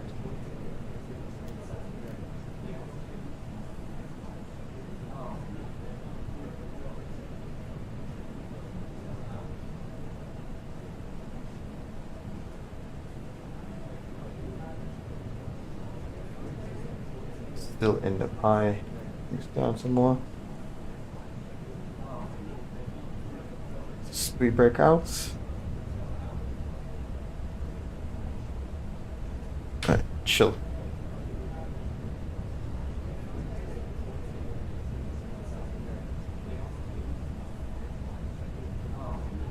Okay. More speed breakouts.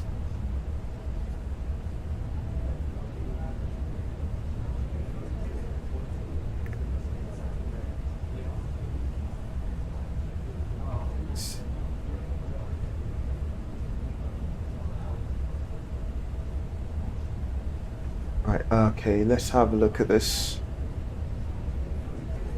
taxi diagram.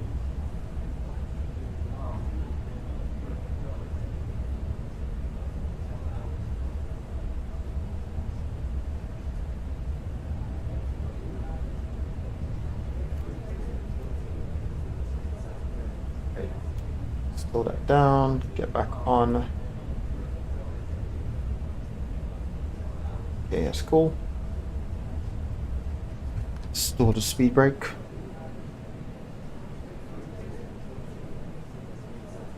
Pop this back on.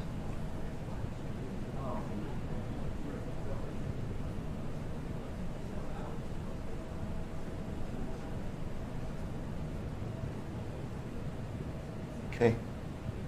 Cool. Right. Airport. It was airport layout.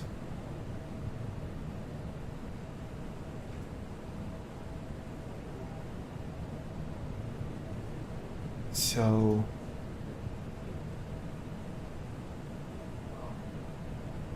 S1 or S2, then we go to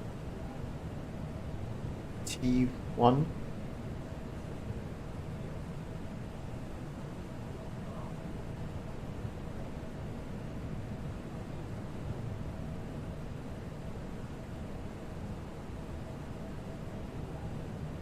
Okay, so go to, hang on, that's not correct. S1, S2.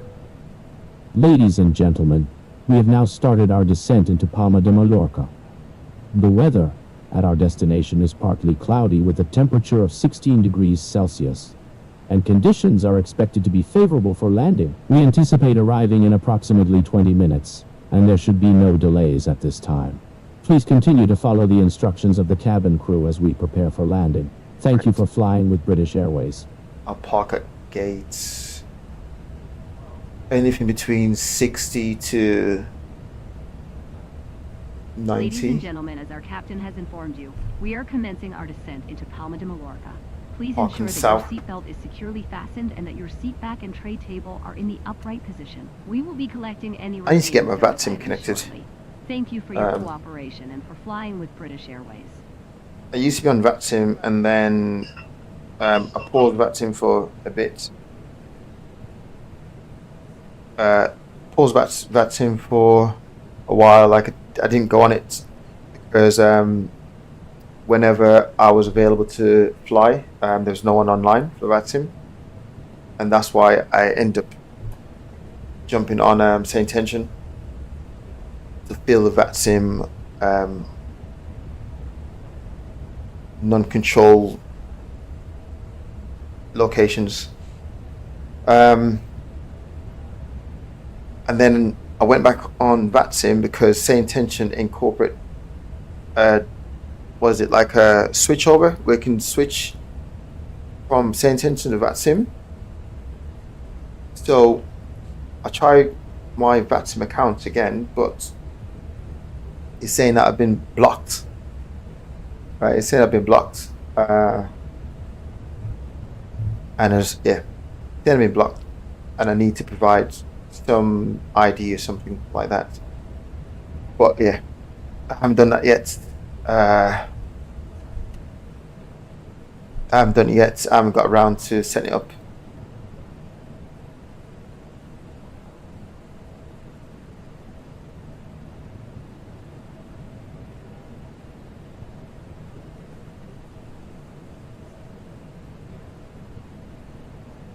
I like Mallorca. I don't think I've ever been to Mallorca in Microsoft. It must. I like the approach. The approach is quite good. I quite like it. I probably should have. So my plan is to learn the A350. Inbuilt A350. So my plan is to basically learn that. Hopefully during the time that I learn it, right? Sim Update 4 release. I've heard so many things about the Sim Update 4. But yeah, hopefully get the release, and then I can try and fly into Microsoft. But at the minute, it's a struggle to get into like Heathrow for performance-wise. I just feel it's going to be very laggy. I haven't tried it yet, but I just got a feeling it will be very, performance killer. And obviously, if I'm flying an A350, ideally, I'm probably going to be doing a lot of approaches in big airports. So my performance at the minute at Heathrow is pretty dire. I'm getting like low 30s, and that's with like settings pretty much on medium. I'm not sure if I've got the patience to reinstall 2020, but I do like it's just when you come in and you just look at the environment, the area, the surrounding areas, I mean, it looks pretty good really. And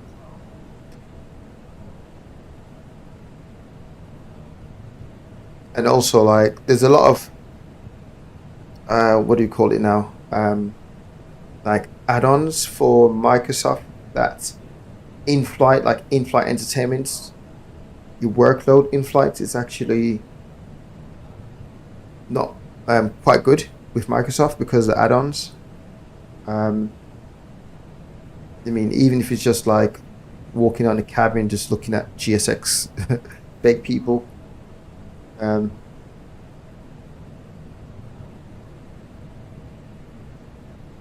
Yeah, I think it was that being inactive for a bit. Because like I said, like on previous stream, the anticipation of Microsoft 24, the release, I was looking forward to it so much, but I mean, with obviously everything that I've said in terms of like stuff would just work, and then nothing worked. It just, to me, it is a big, yeah, that was a big killer. So from that point, I was like, oh, okay, let me just, yeah. And Xplane Cloud was just so bad that was just not even a pleasant flight to me, just looking at the clouds. But then, I mean, Xplane Cloud was so terrible. Whereas now, yeah, Xplane Clouds, I actually, you know, it's crazy. I went over into Microsoft, look at Microsoft Clouds that I thought was like, oh my God, this is way better than Xplane, right? And now I jumped into Microsoft after being Xplane, and the cloud just looks so silly in Microsoft. The clouds just look silly. It just, yeah, just don't look believable anymore. But yeah, at the time I thought Microsoft 2020 versus Xplane Clouds, I'm like, yeah, Microsoft Clouds look way better. And then Xplane just out of nowhere just polish it all up. But there's one thing like you can always give props for with Xplane, it's just, you just know things work. Although I have experienced a crash to desktop Cabin crew, 10,000 feet. recently with Xplane, right? But things just work. Ladies and gentlemen, we'll be landing in a few minutes. Please make sure that your seatbelt is fastened and your seat back and tray table are in the upright position. The use of the lavatory is not permitted at this time. Thank you. I mean, things just work, which is obviously what you want. I mean, like finishing a day of work, and during work, they mean like work stressful, and all you're thinking of is just want to finish. When I finish, jump in the sim. I mean, go for flights, and you jump in the sim and you spend the next 5 minutes trying to understand why all your key bindings are completely wiped off. Like seriously, like why, how? Yeah, this far too annoying. So that was the whole issue with Microsoft. So I just like, okay, you know what? Let me just stop. So I didn't even sim at all. No DCS. I'm hot and cold with DCS at the minute as well.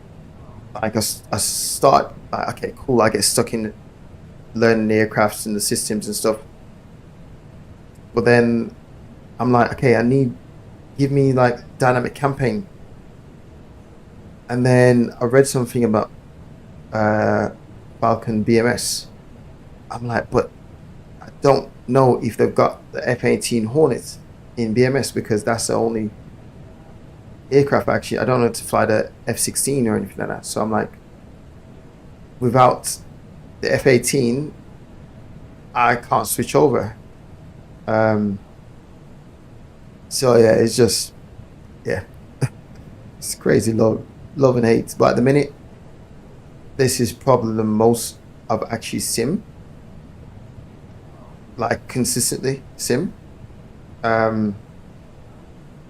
Like I'm away from the sim thinking about, oh, I'm gonna sim today or tomorrow, or I mean, whereas before I was like, yeah, I think I even tried getting into racing sim then, and even that was like, okay, yeah, this is not for me, this one.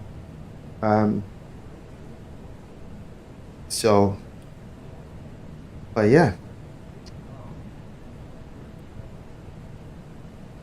I definitely need to,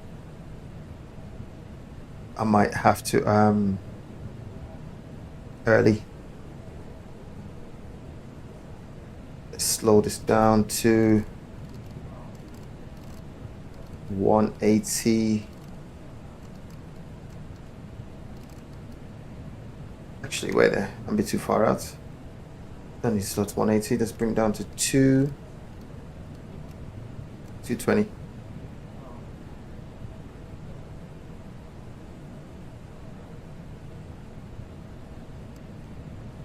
Yeah, so fiddly. But obviously, like, the crazy thing is Microsoft just, I don't know. It's like they basically say, like, deal with it. Just deal with it. Like, it is what it is. Just deal with it. But yeah, frustrating. Like, yesterday was my first time actually, okay, I'm not doing anything right now. I'm literally just parked up in the A350. Let me just do all my key bindings, all the views. Yeah, let's do all the views. Let's do all that. Yeah.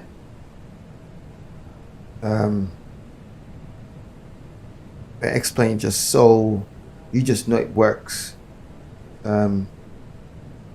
Graphically, yeah, I think we all know, like, yeah, pretty much being dead also with that.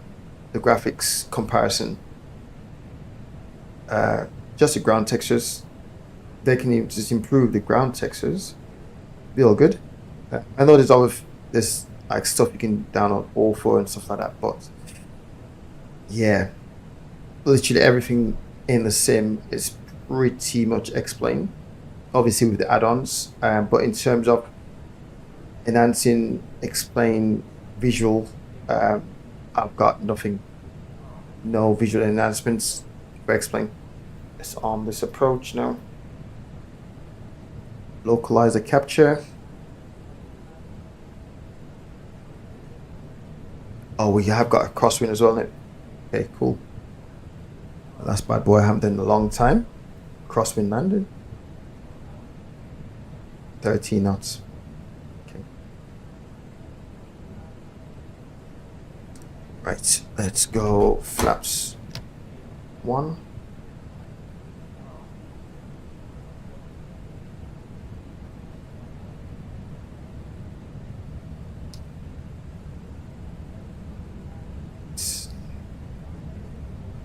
Check arm, yep, good.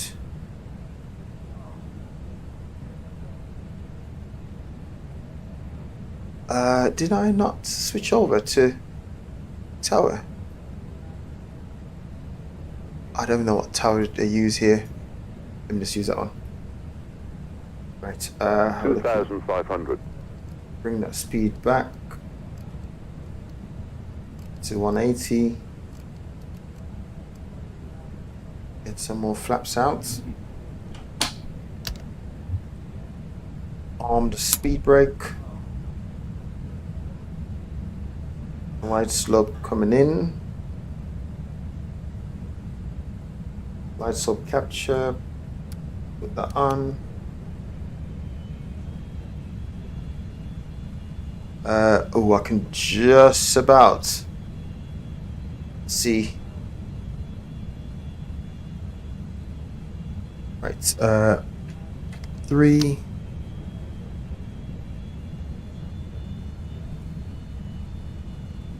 In. Miss approach. Yep. I'm definitely landing on this one.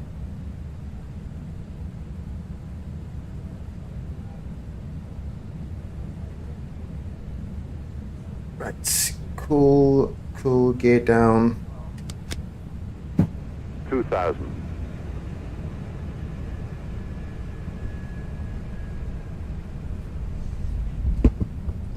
Right, let's get comfortable. Cabin crew, Gear prepare down. for landing. Flaps down and pops up. What's that?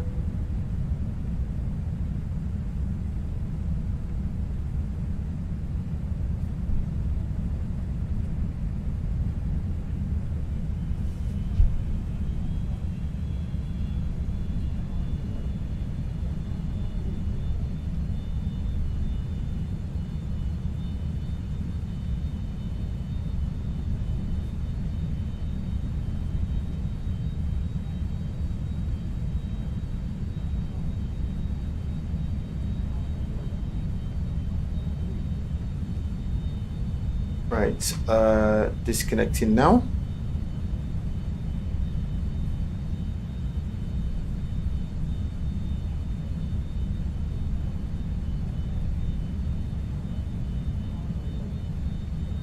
I just look like there's an aircraft coming on the 1000.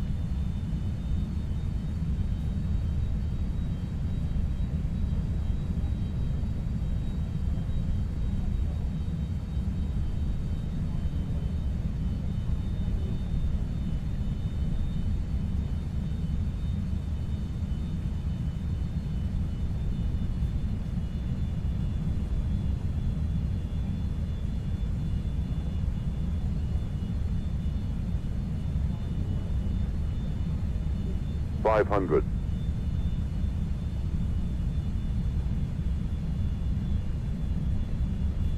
400.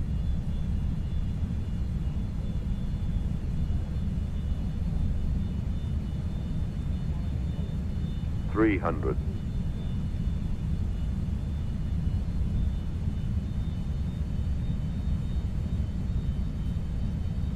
200. 100 above.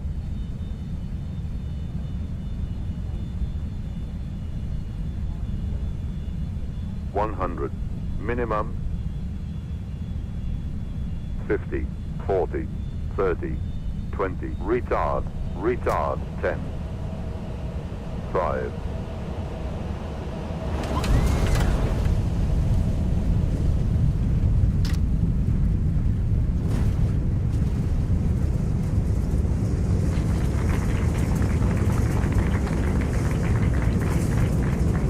Wow, if you can see the concentration there.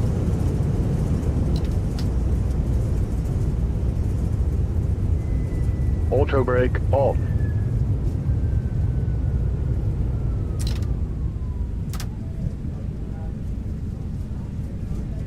No, I haven't actually tried installing it before. No, I haven't actually tried installing it.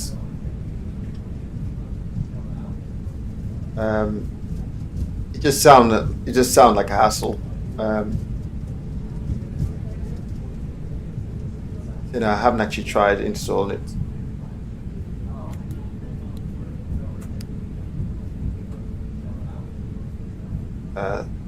But yeah, wow, the concentration then is crazy.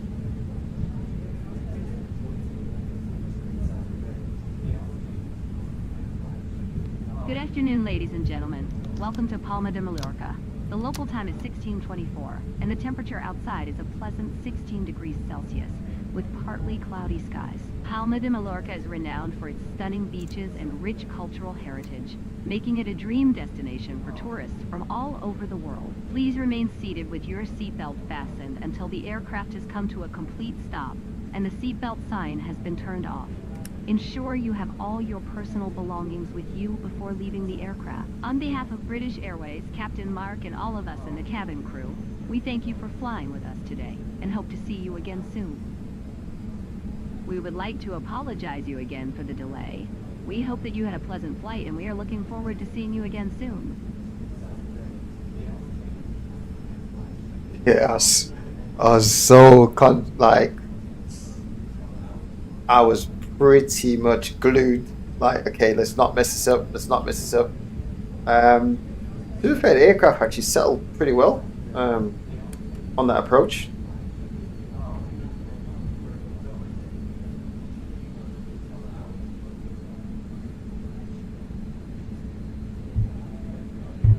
Right, now let's see if okay, right. Oh, whoa, whoa, bring it down. My brakes, right. I did adjust my my rudder position. So now that's looking a little bit closer than previous. Still a little bit, but before this would have been like so high. Whereas now it's actually not too bad.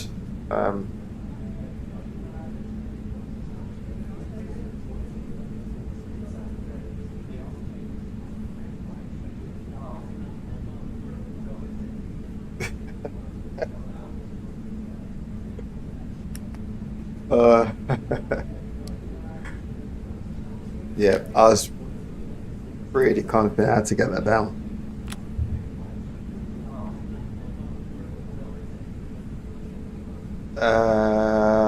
Okay.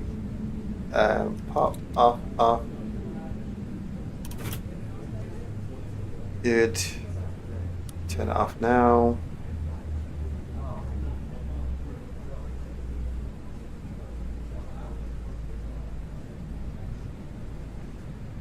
Okay, cool. Off. It's on, up, on, off. Turn it off. Cabin crew, disarm doors and cross-check. Pop that off.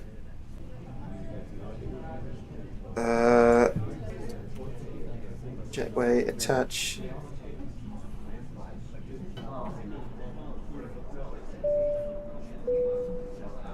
Wow. Ladies and gentlemen, doors will be open shortly. Please ensure you take all of your personal belongings with you. Lineup's not looking too bad. Thank you very much for choosing British Airways for your journey today, and wish you a pleasant stay in Palma de There's a couple of Mallorca, things. or wherever your travels may take you next. Have a wonderful day.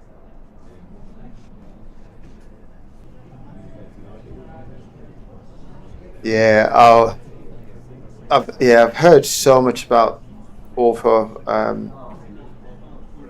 I mean, that there's so much to it, but I just okay, right, cool. That one caught me. That one caught me up. Okay, interesting.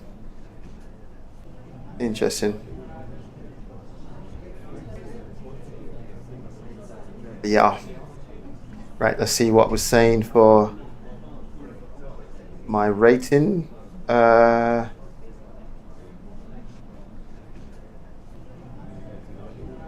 Logbook.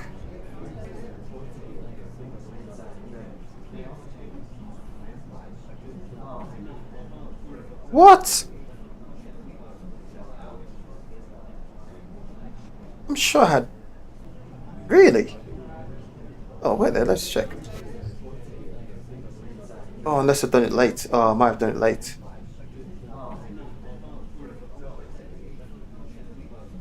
Okay.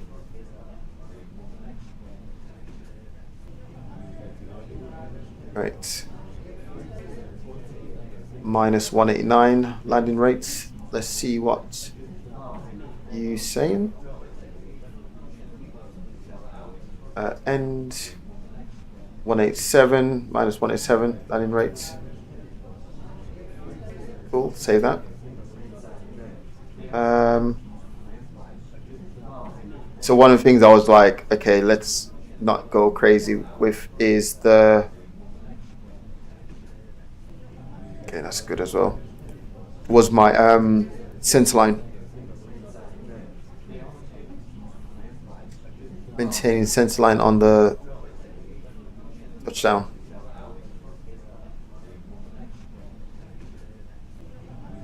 Right, cool.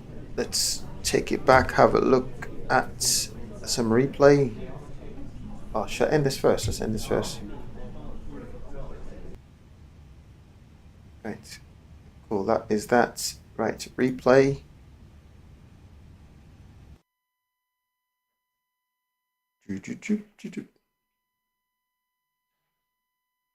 Yeah, that's not a bad landing.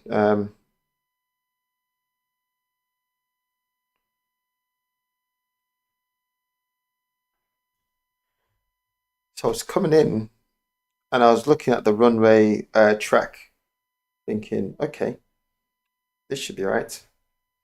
Let me do it from cockpit first. Cockpit view. 400. Oh, that doesn't move. Okay, I'm getting no wind information. That's cool. 300.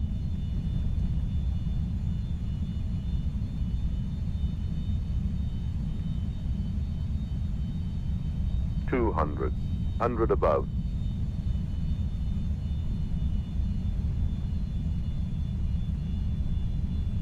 100. Minimum. 50. 40. 30. 20. Retard. Retard. 10. 5.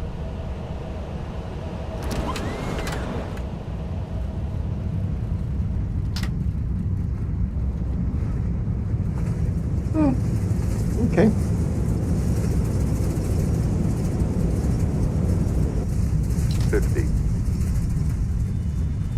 It's 300.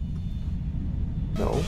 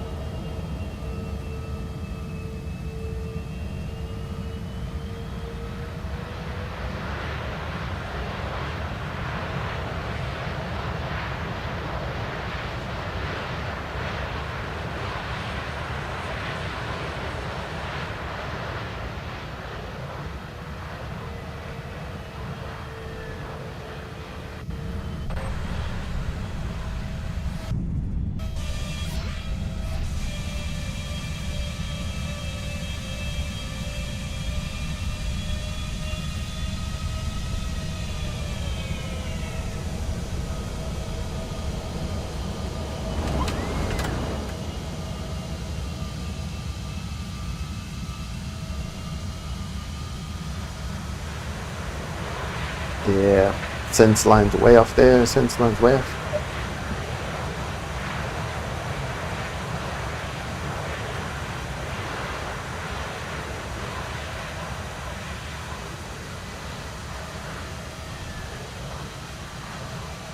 Wow.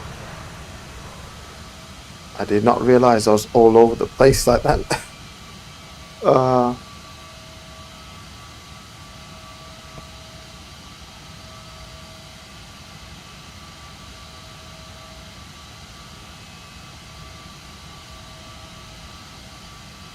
Let's do one more from the wing view. Was it right? Right. Get rid of that. That looks quite good. I like that.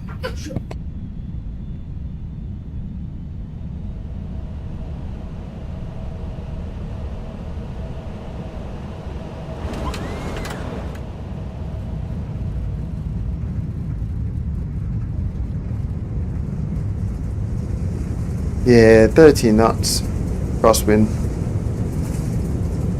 Not bad. Not bad. I'll take it. I'll take it.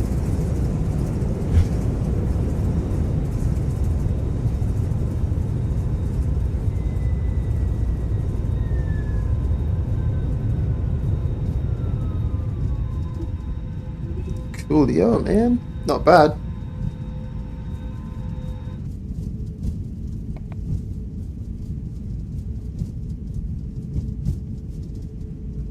Not bad, not bad, not bad.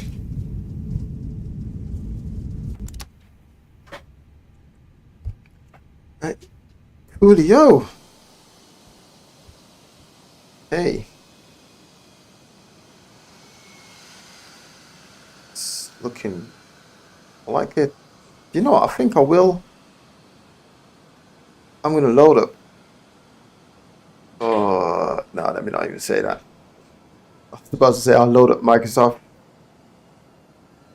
But yeah, no, I will not. Not yet.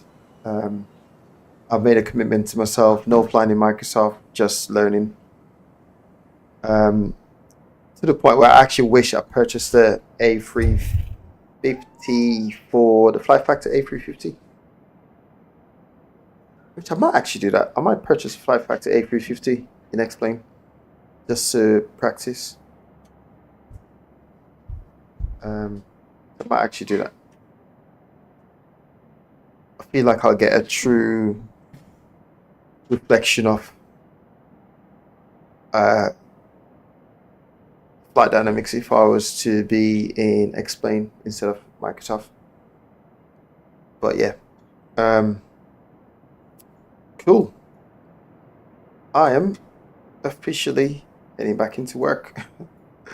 Right, only to finish off. I've already finished. Just need to pack all the stuff up. But I'm pretty sure I'll be back on again streaming. Maybe it's gonna be Arma. Maybe it's gonna be Arma. I'm gonna try to do something a bit harder in Arma, see if that works. Air and tank. Let's try and put some air and tank in Arma.